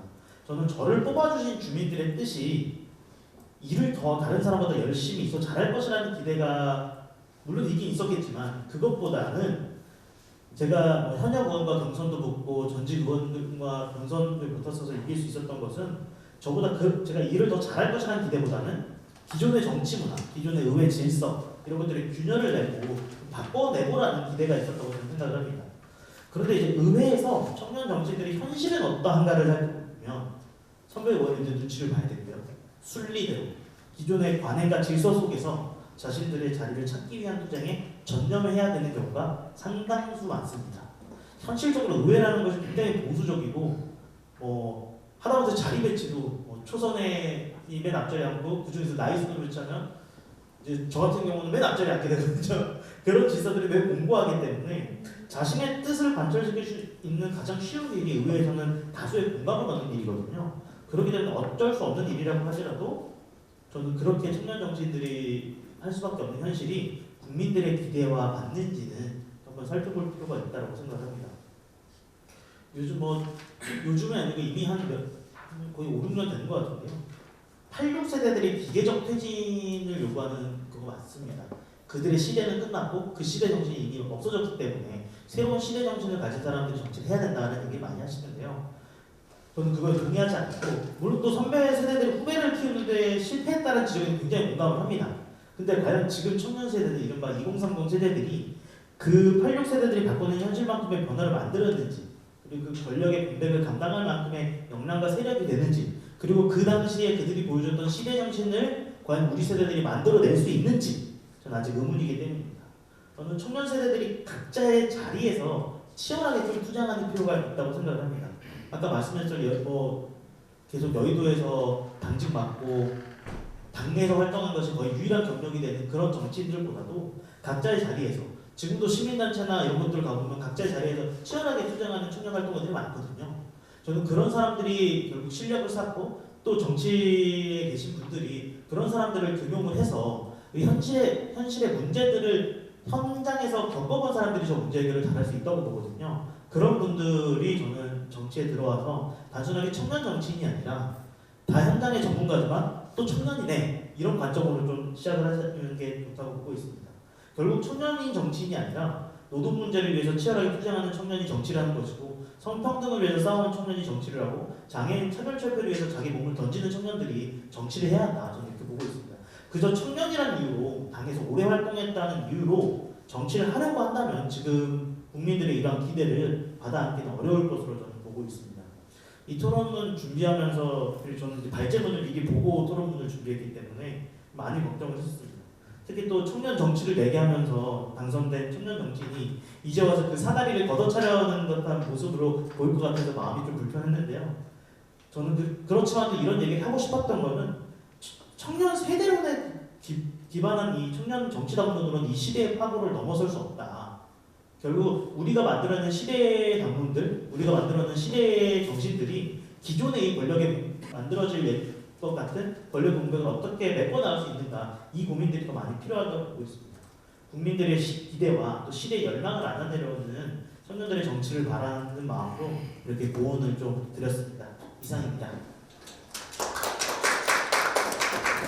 네, 유호준 의원님 말씀 잘 들어봤습니다. 그냥 요약하자면 그냥 나이가 주는 어떤 이미지나 이런 것들이 집착하면 안 된다고 요약할 수 있을 것 같습니다.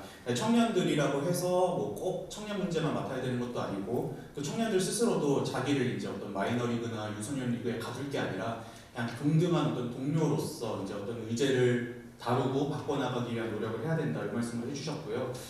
저는 이제 정치권의 제일 나쁜 버릇 중에 하나가 청년들 지지율 떨어질 때 청년들 내세우면 좋아할 거라고 생각하는 게 제일 문제인 것 같아요. 근데 이제 우리가 미국의 과거 버니 샌더스나 이런 분들을 보면은 나이가 이제 80줄인데도 불구하고 청년들이 열광했던 거는 그분의 어떤 목소리나 메시지 이런 것들이 이제 청년들의 마음을 울렸기 때문이 아닌가. 그래서 이제 86세대가 뭐 오랫동안 정치를 했고 나이가 이제 60대가 되었다고 해서 은퇴해라 이럴 게 아니라 이제 그런 어떤 청년들의 어떤 목소리를 대변해 줄 수 있고 그들의 가슴을 울릴 수 있는 정치를 하는 분이라면 우리가 존중하고 또 이제 그들 스스로도 그런 노력을 해야 되는 게 아닌가 이런 생각을 했습니다. 그럼 일단 오늘 토론 발제는 다 들어봤고요. 좀 말씀을 들어볼 텐데 먼저 이제 오늘 토론 처음에 발제해 주셨던 김내훈 작가님 한번 총평 비슷하게 한번 들어보고요. 그리고 괜찮다면 또 이후에 그 토론 뭐 이제 패널 분들 간에 혹은 이제 계신 객석에 계신 분들과의 토론에 앞서서 김지방 대표님과 김현준 대표님 한번 총평 비슷하게 좀 들어볼 수 있을까요? 네. 그럼 먼저 김내훈 작가님 말씀 들어보고 말씀 듣겠습니다. 정치 다원화가 필요하다는 말씀을 다들 해주신 것 같은데 근데 정치 다원화라는 명제에서 그 청년 정치가 더 활성화되어야 한다 그리고 이어지기에 좀 더 논리적인 어떤 거리가 좀 더 이루어야 하는 거 아닌가 이런 생각도 같이 했습니다. 청년 정치는 필요한가 그렇다 말씀하시는 왜 저는 굉장히 잘 모르겠어가지고 그러나 그런데 청년 정치인에 대한 이야기는 그렇다 치는데 청년들의 지지를 받기 위한 움직임들에 대한 아주 나이브한 움직임들에 대한 비판도 많이 해주셨는데 그래도 저는 잘 동의를 하긴 합니다만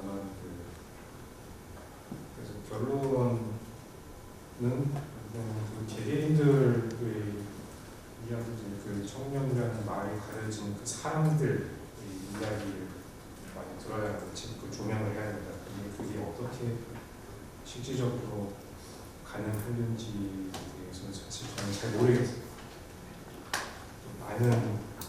더 많은 고민이 필요할 것 같아요. 여기에 이 결론에만 그치면은 좀 허무한 것 같다. 약간 공허한 마음이 좀 남습니다. 사실 저 개인적인 지금까지 좀 읽고 와서 좀 살펴보고 지켜보고 그랬던 바에 따라서 제 나름대로 내린 결론은 청년들의 표는 청년 세대의 표 20대, 30대의 표는 사실 지금 도의원 한 분만 계시는 그 전용기 의원이 막 계셔가지고 안타깝긴 합니다만 민주당에 하고 싶은 얘기가 있었는데 사실은 30대 이하의 표는 약간 산물이라고 생각하는 게 맞지 않나. 그러니까 표를 가져와야 한다는 식으로 접근을 하려고 하면 계속 좀 단문의 함정에 빠지게 되는 것 같고 그러지 말고 그냥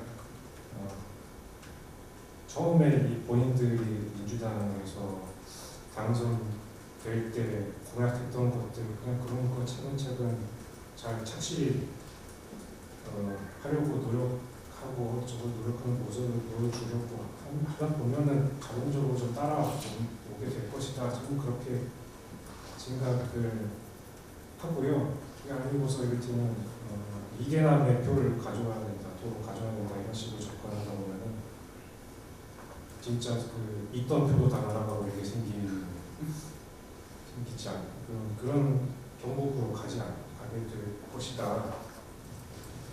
그렇게 생각합니다. 그러니까 지금 주제가 이대남은 아니라서 지금 말씀드리는데 이대남은 지금 혼돈이라고 생각하거든요. 혼돈에서 질서를 만들어야 할 것이 혼돈을 그냥 어떤 표로 강조하고 표를 가져오려고 하다 보면 이점표로 나가다 보니까 청년이라는 그 세대 그건 대할 때에도 약간 좀 그런 식으로 접근할 필요가 있겠다 라는 좀 행사할 수가 있습니다만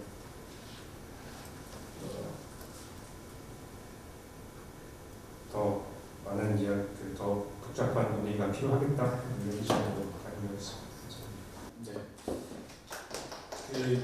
이제 오늘 대체적으로 그래도 공감이 됐던 거는 이제 청년들이 워낙 지금 다양한 삶을 살고 있기 때문에 그걸 어느 한 집단이나 목소리를 과대평가해서는 안 된다라는 거는 공감을 하시는 것 같아요. 그리고 이제 김내훈 작가님께서는 이제 우리가 그거를 동의를 하더라도 거기서 그치면 안 되고 이걸 어떻게 그럼 왜 어떻게 이제 정치권에 반영을 할 수 있을 것인지에 대해서도 좀 논의를 하고 이제 고민을 해야 된다는 말씀을 해주셨고. 그래서 이제 마지막 말씀은 저도 굉장히 공감을 하는 게 청년들 표 잡겠다고 무슨 위원회 신설하고 정책 내고 이래봤자 어차피 저는 표는 안 오는 것 같아요. 그냥 기성 정치권이 잘하는 모습을 보여주면은 그럼 저절로 표는 따라올 거다라는 점에서는 저도 전적으로 공감을 합니다.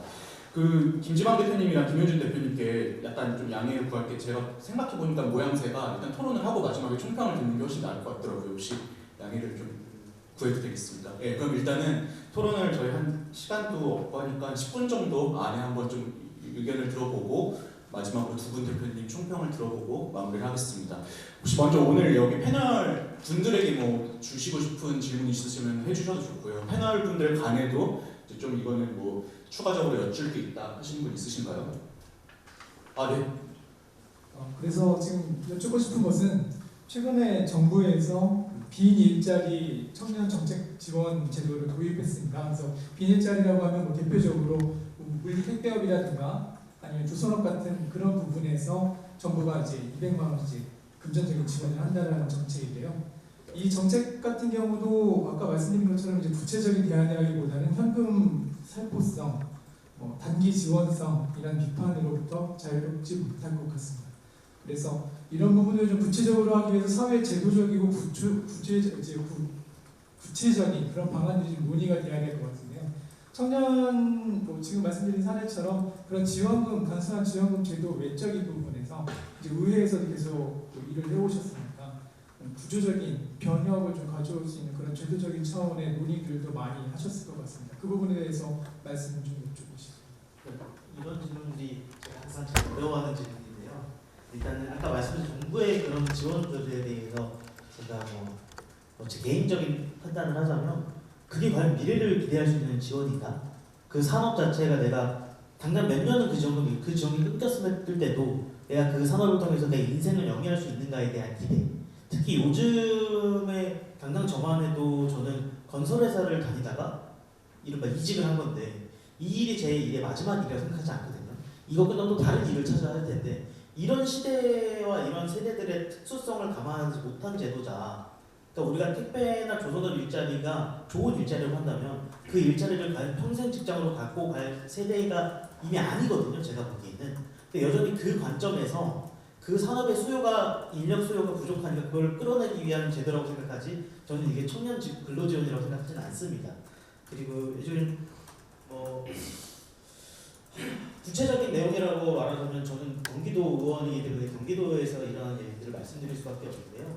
지금 경기도에서 여러 가지 이제 청년들 예산들이 많이 올라왔었습니다. 예를 들어서 이사비 지원이라던가 주거복지 예산이라던가 청년들 많이 올라왔었는데 그게 상임위 심사에서 거의 다 날라갔어요.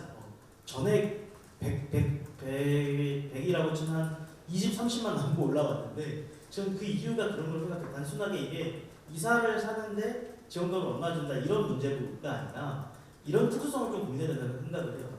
지금 전세 사기 피해자들에 대해서 경기도에서 이사비 지원해 주거든요. 근데 제가 원룸 살다가 전세 사기를 당했어요. 그러면 제가 이사를 할 때 그 이삿짐 센터를 부를까요? 제 친구들을 불러서 그냥 몇점부터해서 옮길까요? 그 고민들을 그렇기 때문에 청년정책조정위원회라는 경기도의 기구에서 이런 예산이 필요하다고 얘기를 했던 거예요. 근데 그것이 어떤 식으로 논의가 됐냐, 상임회의를 보니까 이미 전세사 피해자들 대상으로 우리 2, 3일 전 해주고 있지 않냐, 그래서 이건 삭감이 된다, 이렇게 결론이 났어요. 그리고 예결이 올라왔는데 그거를 예결을 어떻게 처리할지 모르겠지만 이런 좀 고민들이 필요하다. 아까 제가 말씀드린 것처럼 저도 전세 사기를 안 당해봤기 때문에 그분들의 현실을 잘 알지 못해요. 그리고 경기도 의원들 그 심사 상임위원들이 그냥 절대 폄훼하고자 하는 게 아니라 그분들 주변에 과연 전세 사기를 당한 청년들이 몇 명이나 있겠냐, 만날 일이 없습니다. 제가 늘 정치하면서 얘기하는 게 제 주변에서 제가 일상적인 정치를 지역에서 지역구에서 활동하다 보면 대부분 저를 만날 수 있는 사람들은 어느 정도 여유가 있는 분들이 만나죠. 통장님들, 주민자치위원님들, 어디 교회 목사님들, 이런 분들을 만나게 되는데, 사실 저희를 필요로 하는 사람들은 그런 사람들보다 전세 사기 당한 청년들, 그분들 직장 다니다가 주말에 저를 만나야 되는데 주말에 저 행사 다니다 못 보는 이런 일이 반복되거든요. 근데 이런 사람들을 위해서 우리가 정치를 해야 되는데 현실은 그런 사람들을 만나지 못하다 보니까, 그러니까 눈앞에 보여지지 않다 보니까 그 판단까지 못 가는 거예요. 요새 청년들은 얼른 이사할 때 이사시켜서 안 부르고 친구들끼리 박스 포장하니까 들고 다니고 조그만 차 소카로 이용해서 소카 빌려서 레이 같은 거 하나 빌려가지고 막 어거지로 싣고 옮기고 이런 현실을 모르니까 전세자 그거 이미 이삿짐 지원해주는데 왜 그게 필요하나, 이렇게 되는 거거든요. 저는 그래서 최소한 이 청년정책 조정, 저희는 청년정책 기구가 있고 국가에도 있고 이런 것들이 거기서 나온 현장들의 목소리들을 반영할 때는 한 번 정도 숙고를 해줬으면 좋겠다. 이번 제가 알기로 부총리 실사나 청년정책 거기서도 제안한 사업들이 상당수, 서울시는 거의 대부분이 다 날아갔거든요. 이 의회에서 날아간 것도 있고 아니면 의회에서 애초에 지금 예산 올릴 때 안 올려진 것도 있어요. 근데 이런 것들도 챙겨주지 못하면서 우리 정치가 정치는 청년들이 정치를 참여하면 우리가 이렇게까지 해줄 수 있어라고 말하는 게 얼마나 허구일까. 제가 만약 그 당사자 입장에서는 정말 정치가 한심해 보일 것 같거든요. 저러니까 정치에 대한 기대가 없고 저러니까 저 사람들이 우리의 삶을 개선할 거라는 미래가 없다, 희망을 없겠다는 생각을 하기 때문에 아까 앞서서 얘기해 주신 그 조선업 일자리나 그런 일자리 보전도 마찬가지고 관점을 좀 달리할 필요가 있지 않나. 여전히 그 평생직장을 가지고 살았던 분들이 많았던 그 시대를 기준으로 지금의 일자리 정책을 보고, 그게 저는 그런 방식으로는 아까 제가 계속 얘기하는 게 지금 이 방식으로는 어떤 문제도 해결되지 않는다. 그게 제가 2013년도에 대학 입학을 했으니까 한 10년 넘게 청년들 활동들이 계속 똑같은 방식이에요. 어떻게 돈을 주겠다? 아니면 어떤 사업을 만들겠다? 대표적으로 제가 한 가지 사례부터 말씀드릴 텐데, 대학 다닐 때 SH에서 대학생들 대상으로 전세 자금 2천만 원을 무이자 대출해 준 사업이 있었습니다. 그걸 발표하고 그 1년 사이에 제가 한양대를 갔는데 왕십리 전세가가 정확히 2천만 원 다 뛰었어요. 무슨 말인지 이해되시죠? 그런 사람들을 보고 저희가 달았단 말이에요. 그런 사람들을 보고 우리 청년들이 살았는데, 이제 어른들이 취업을 하니까 이제 선행을 베풀고 기부도 하고 사회활동도 많이 하고 살아야 된다고 하면 누가 믿겠냐고요. 저희가 만났던 어른들은 전세사를 그렇게 올리시고 최저임금 받고 알바하는데 주휴수당 주기 싫어가지고 어떻게든 꺾게 시키고 이런 어른들을 만났는데, 우리 어른들이 우리를 잘 챙겨주겠다 기대하는 정치가 무슨 효용이 있겠나. 그래서 제가 아까 말했던 것처럼 노동조합 활동하는 청년 활동가들이라던가 아니면 지금 전세사기 관련해서도 청년단체들이나 청년들이 많이 대응을 하고 있거든요. 그 분야의 전문성을 가진 청년들이 나서서 이 문제를 해결하는 게 필요하지, 단순하게 청년이니까 저 월세 계약 한 번도 안 해봤거든요. 저한테 전세사기 문제 네가 가서 좀 해봐라, 이런 해법으로는 안 바뀐다, 이렇게 보고 있습니다. 네, 맞습니다. 저도 이제 그 두 분 말씀 잘 들었고요. 이제 우리나라가 저개발 국가도 아니고 이제 더 이상 이런 현금 지원성 정책의 효과를 보기에는 좀 어렵지 않나, 이런 생각이 좀 들었습니다. 이제 의원님 말씀대로 어떤 현장의 여건이나 당사자들의 진짜 실수요에 의한 정책의 디테일이 필요한 게 아닌가 생각이 들었는데요. 근데 이제 두 분 말씀 들으면서도 이제 저도 또 생각이 났던 분야가 이제 농업이나 어업 분야가 대표적인 것 같습니다. 농업, 어업 같은 경우는 이제 워낙 일이 힘들고 임금은 낮고 하다 보니까 청년들이 안 가고 거기에다 이제 일자리 예산 쏟아붓고 외국인 노동자들이 와서 또 인건비 낮추려고 하고 이런 상황인데, 저는 이런 정책이 이런 문제들을 해결하는 데 있어서 정치권의 어떤 용기가 진짜 필요한 게 아닌가라는 생각이 들었거든요. 왜냐하면은 우리도 이제 프랑스나 여타 이제 어떤 유럽이나 미국 국가 같이 농업이나 어업을 좀 기업화하고 이제 또 생산성을 높이기 위한 노력을 해야 되는데, 근데 이렇게 할 경우에는 이제 당장 지금 현재 종사하시는 분들의 어떤 반발이 이제 워낙 클 것으로 예상이 되다 보니까 그런 게 무서워가지고 그런 개혁들은 하나도 하지 못하고 결국에도 현금 떼우는 식, 이제 현금으로 메우는 식으로 이제 땜질하고 있는 게 아닌가라는 생각이 들어서요. 그래서 저는 이제 정책의 디테일도 필요하지만 또 문제를 해결하기 위한 용기도 필요하다고 좀 생각이 들었습니다. 혹시 뭐 다른 질문들 혹시 있으신가요? 없으면 제가 무작위로 그냥 한 두 분 정도 이렇게 한번 지목을 하겠습니다. 김현준 대표님은 어떻게 생각하세요? 네. 저는 아까 총평 네. 이걸 총평으로 대체하셔도 됩니다. 네. 오늘 어쨌든 토론 너무 잘해주셔서 감사하고요. 세대론이나 정치나 되게 현재로서는 좀 막막한 상황인 것 같고 답답한 상황인 것 같은데, 그 상황 속에서 내년 총선도 다가오고 있고 그런데 좀 지금 현수막도 되게 많고 되게 많이 걸려 있잖아요. 근데 그 과정 속에서 정말 청년들을 생각하고 청년들을 위한 좀 더 생각을 많이 하고 낸 그런 게 얼마나 있을까라는 생각도 좀 들었고요. 어쨌든 이런 청년 세대론이라는 게 좀 청년 개개인들을 굉장히 좀 무력화시키고 보통의 청년들, 평범한 청년들을 좀 장막뒤로 숨겨버리는 그런 좀 효과가 나타나고 있는 것 같습니다. 굉장히 안 좋다고 생각은 드는데, 그래서 아까 이면범 기자님께서 말씀해 주셨던 것처럼 정말 좀 파격적으로 재건축이 좀 필요하지 않은가에 대한 좀 생각도 해봤고요. 그래도 오늘 이렇게 자리가 좀 마련되면서 쿠키뉴스에서 되게 감사하게도 영상도 올려주시고 기사도 써주실 텐데 그런 것들이 좀 공론화가 많이 돼서 좀 정말 청년 정치만 딱 있는 게 아니라 청년을 위한 좀 정치가 좀 우리 사회에 좀 마련됐으면 좋겠습니다. 네, 이상입니다. 감사합니다.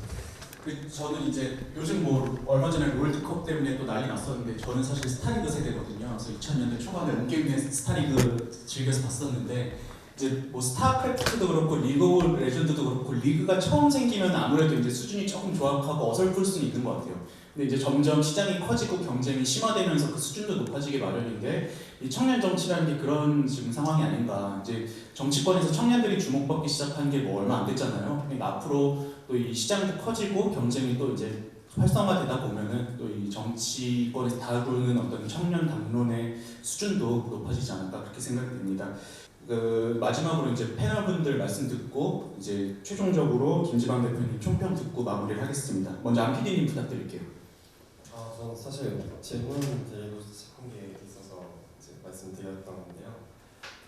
이제 김내용 작가님께서 말씀해주신 정치적 다원주의화를 위해서 청년 정치인이 필요한 것에 대한 좀 더 논리가 필요하다는 것에 대해서 저도 궁금증이 생긴 게 있어서, 사실 청년 정치 프로가 정확히 어떤 그런지 몰라서 이런 질문 드려도 될지 모르겠는데, 어려우시면 요즘 의원님께도 여쭤보고 싶은 거긴 한데요.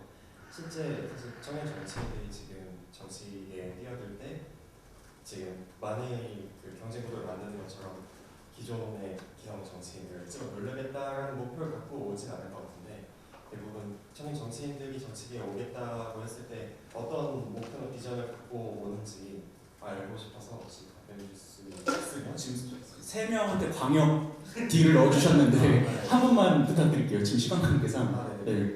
제가 그냥. 네. 저는 사실 이제 정치권에 처음 들어온 게 2015년이었는데 이제 그때 국회에서 인턴으로 시작을 했거든요. 근데 그 당시에 제일 문제였던 게 열정페이 그리고 헬조선 이런 얘기가 한창 난리 날 때였어요. 근데 저도 이제 대학교 때 인턴을 2번을 했는데 그 시절에는 무급 인턴도 되게 많았거든요. 그래서 그런 생각이 나면서 이 열정페이 문제 같은 것들을 해결해야겠다 해서 이제 당시에 청년정치크루를 결성하고 취업준비생 보호법이라는 걸 만들었어요. 그래서 취준생의 어떤 권리 이런 것들을 위해서 얘기를 했었는데, 근데 제가 이제 지금 한 18년 뭐 이렇게 됐잖아요. 근데 그 그때는 이해하지 못했거든요. 아, 우리가 좋은 정책 만들고 좋은 일상을 바꾸자고 정치를 해야 되는데 왜 맨날 말싸움만 하고 있나. 근데 요즘 보면은 그러지 않으면 안 다뤄주더라고요. 아무리 좋은 정책을 내도 기사에는 그냥 단신 비슷하게 나가고 그냥 큰 사람 누구를 하나를 집어가지고 이제 공격을 하고 그걸로 이제 어그로를 끌어야만 이슈가 되고 또 당에서 등용이 되는 이런 문제들이 이제 저는 좀 구조적인 문제도 있지 않나, 예,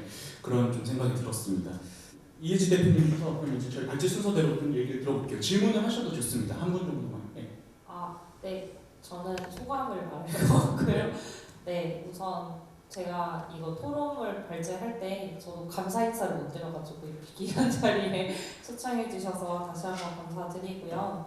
네, 이제 발제부터 시작해서 그 토론에 참여해 주신 패널분들 한 분 한 분의 얘기를 들어보니 청년이라고 하는 하나의 집단이라고 표방할 수 있는 것이 있나, 아니면 그것은 되게 어떻게 보면 되게 추상적인 것은 아닌가, 그리고 여러 갈래의 청년들이 있는데 이것을 어떻게 대표할 수 있을까. 하지만 그럼에도 불구하고 우리 세대, 아니 우리의 나이대라고 불리는 사람들을 대표할 수 있는 사람들은 좀 필요한데 앞으로 어떻게 해야 될지 좀 고민이다.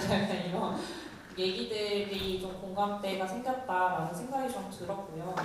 네, 어쨌거나 저도 이제 청년의 한 사람으로서 뭐 다양한 직군이나 뭐 성별, 지역을 대표할 수 있는 청년 정치인이 필요하다고는 생각을 하는데, 어쨌거나 이 정치 구조상 이제 청년이라고 하는 사람들이 이제 유호준 의원님께서 말씀해주셨던 것처럼 기성 정치가 만들어져 있고 운영되어도 흐름들이 있다 보니 그 사람들의 말에 힘이 실리거나 좀 더 이야기가 되기는 어려운 그런 장벽들도 있는 것 같다는 생각이 좀 많이 들었습니다.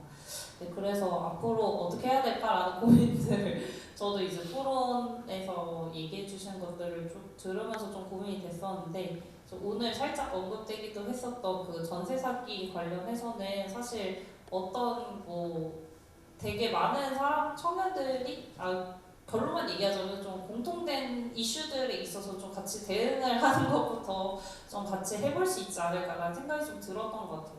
뭐 성별이 누가 됐든 아니 지역이 어디가 됐든 물론 수도권이 좀 더 많을 수는 있긴야 하겠지만, 제 주변만 하더라도 제 친구의 오빠가 이제 최근에 전세 사기 피해를 받았던 사람이더라고요. 그래서 자기가 이제 직장에 딱 취업을 하고 얼마 되지 않았는데 2년 만에 이제 전세 사기를 당해서 자기 너무 어떻게 해야 될지 모르겠다, 세상이 다 무너진 것 같다, 이런 얘기도 좀 들려오고 있기도 하고, 그리고 주변에 좀 쉽게 볼 수 있는 이야기인 것 같기도 해서 전세 사기를 좀 예로 말씀드리기는 했지만 그래도 여러 경제적 이슈에 대해서는 좀 공감하면서 대응할 수 있는 그런 연결고리들이 있지 않을까라는 생각이 오늘 토론을 통해서 좀 저도 인사이트를 얻어가는 것 같고요. 이후에 또 이 청년 아고라 외에도 같이 연대하거나 함께 대응할 수 있는 것들이 있다면 함께 해나가면 좋을 것 같습니다. 이상입니다. 네, 언론이 주목하지 않더라도 또 이렇게 청년들 직면한 문제 해결하기 위해서 노력하는 것도 필요한 것 같습니다. 두 번째로 김지윤 전 위원님 말씀 들어보겠습니다.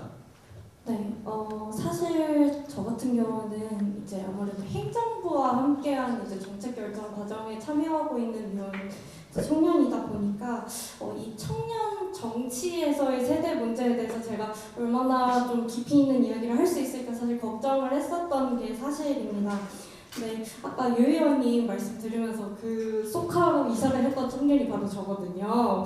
그래서 근데 말씀해주신 것처럼 사실 저희 정책 결정 과정에서도 그런 아주 사소한 요소들이 그 정책으로 하여금 청년의 삶을 제대로 개선하지 못하게 하는 경우들이 굉장히 많습니다. 청년 버팀목 월세 대출을 받으려면 받는 그 소득 요건이 주 5일 하루 8시간을 최저임금을 받고 일하는 청년조차도 대출을 할 수 없는 그런 좀 아주 작은 영역에서의 좀 아다리가 맞지 않는 소위 그런 일들이 굉장히 많이 발생을 하는데요. 말씀해주신 것처럼 이런 현금성 지원조차도 이 아다리가 맞지 못해서 영향을 미치지 못하는 경우가 많고, 또 대표님께서 말씀해주신 것처럼 그런 현금성 지원에만 매몰되어서 거시적인 변화를 전혀 보지 못하는 사례들도 굉장히 많습니다. 저는 오늘 토론회에서 제가 계속 고민해왔던 왜 이렇게 변화가 더딜까? 왜 우리가 이렇게 현금성 지원이라도 열심히 만들어 나가려고 노력하는데 왜 실제 삶에 있어서는 잘 와닿지 않는 것 같을까라는 고민들이 어쩌면 이 청년 정치와 세대론의 변화가 그 키가 되지 않을까 새삼 배워가는 시간이 되었다고 생각합니다.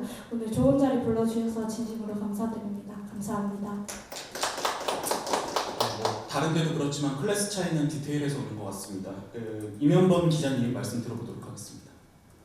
마지막 말씀은 그거를 꼭 드리고 싶어요. 그러니까 현실적인, 그러니까 여러분한테 적어도 우리가 같은 90년대생, 00년대생 이런 분들한테 적어도 실질적인 삶을 공감할 수 있는 청년 정치인들이 이 국회에 들어와서 마주칠 수 있는 환경이 되었으면 좋겠습니다. 그리고 이번 토론회가 그 초석이 됐으면 좋겠습니다. 감사합니다. 90청년들 말고 좀 진짜 평범한 청년들의 고민을 공감하고 이해할 수 있고 같이 할 수 있는 청년 정치인들이 좀 필요하다는 말씀이었습니다. 유호준 의원님의 말씀 부탁드리겠습니다. 제가 올해 한국 나이로 29이거든요. 12월에는 사실 29.9세인데 전장님과 제가 세대 차이를 좀 느낀다는 걸 들었던 게 저는 LCK 세대거든요. 네, 여전히 또 롤을 게임을 하고 있고 티어는 또 플레이에서 골드로 가고 있습니다. 처음에 이제 선거에 나왔을 때 전 국회의원들은 선거 나올 때 막 국가를 이렇게 바꾸겠다 이렇게 나오잖아요, 선거공약으로.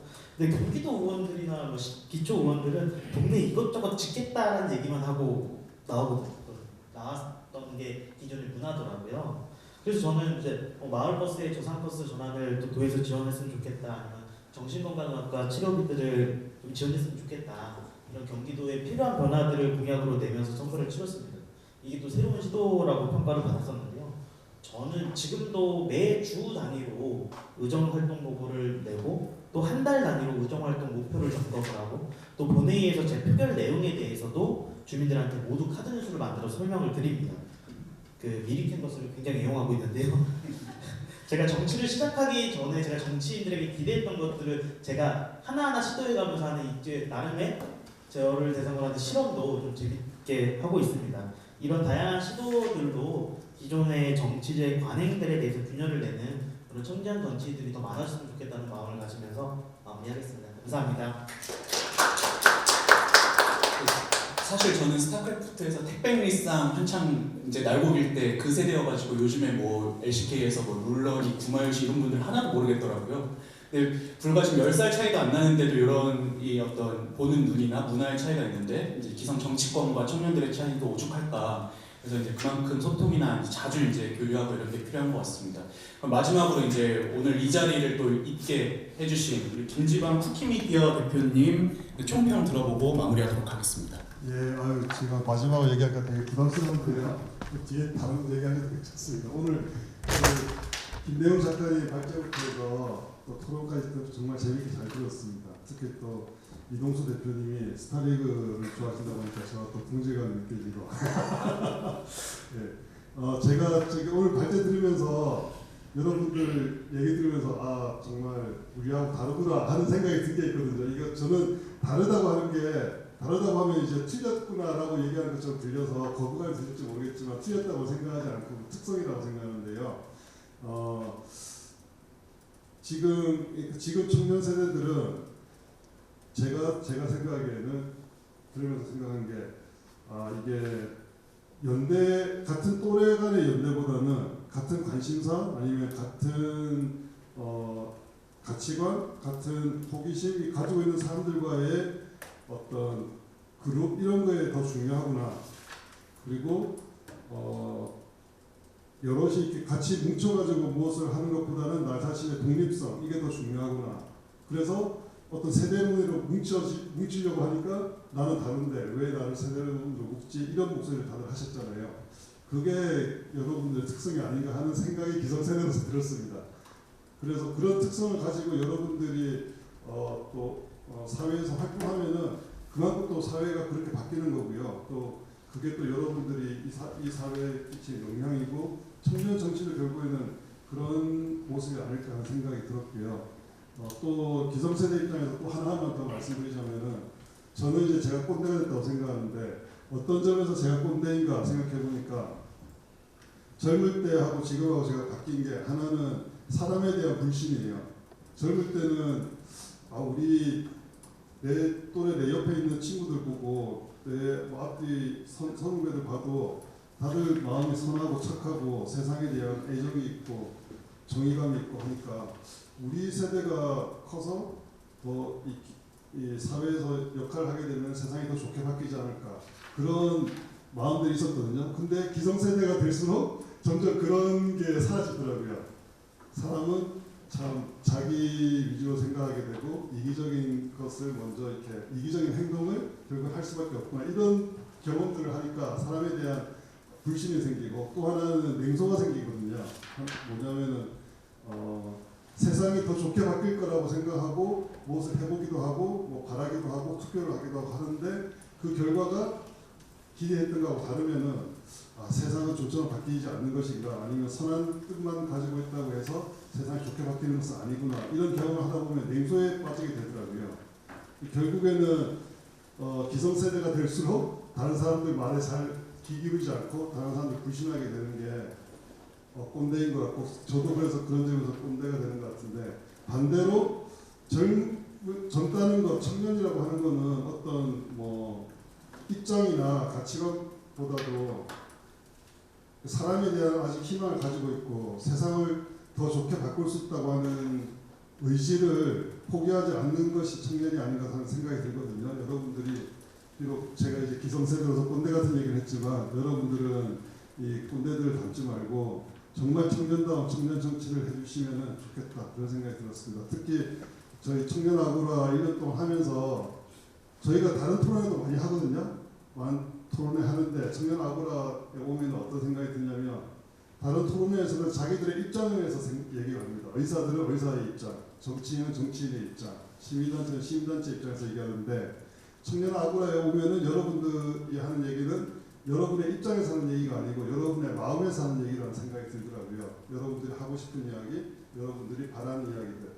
그래서 또 그것이 또 이제 청년이라는 생각이 들었고요. 그래서 여러분들이 앞으로도 계속 여러분들 마음속에 있는 이야기에 귀 기울이고 세상에 대한 희망을 가지고 인간에 대한 신뢰를 가지고 계속 더 좋은 세상 만들어 주시기를 당부드립니다. 그동안 너무 수고 많으셨습니다. 감사합니다.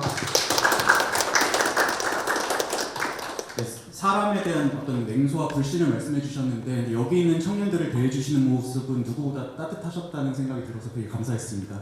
오늘 긴 시간 들어주셔서 감사하고요. 저는 이상으로 마무리하도록 하겠습니다. 아나운서님 마무리. 네, 세대를 어떻게 볼 것인가에 대한 토론을 끝으로 청년 아고라도 막을 내렸습니다. 함께해 주신 모든 분들께 감사드립니다. 그럼 이상으로 2023년도 청년 아고라를 마치겠습니다. 고맙습니다.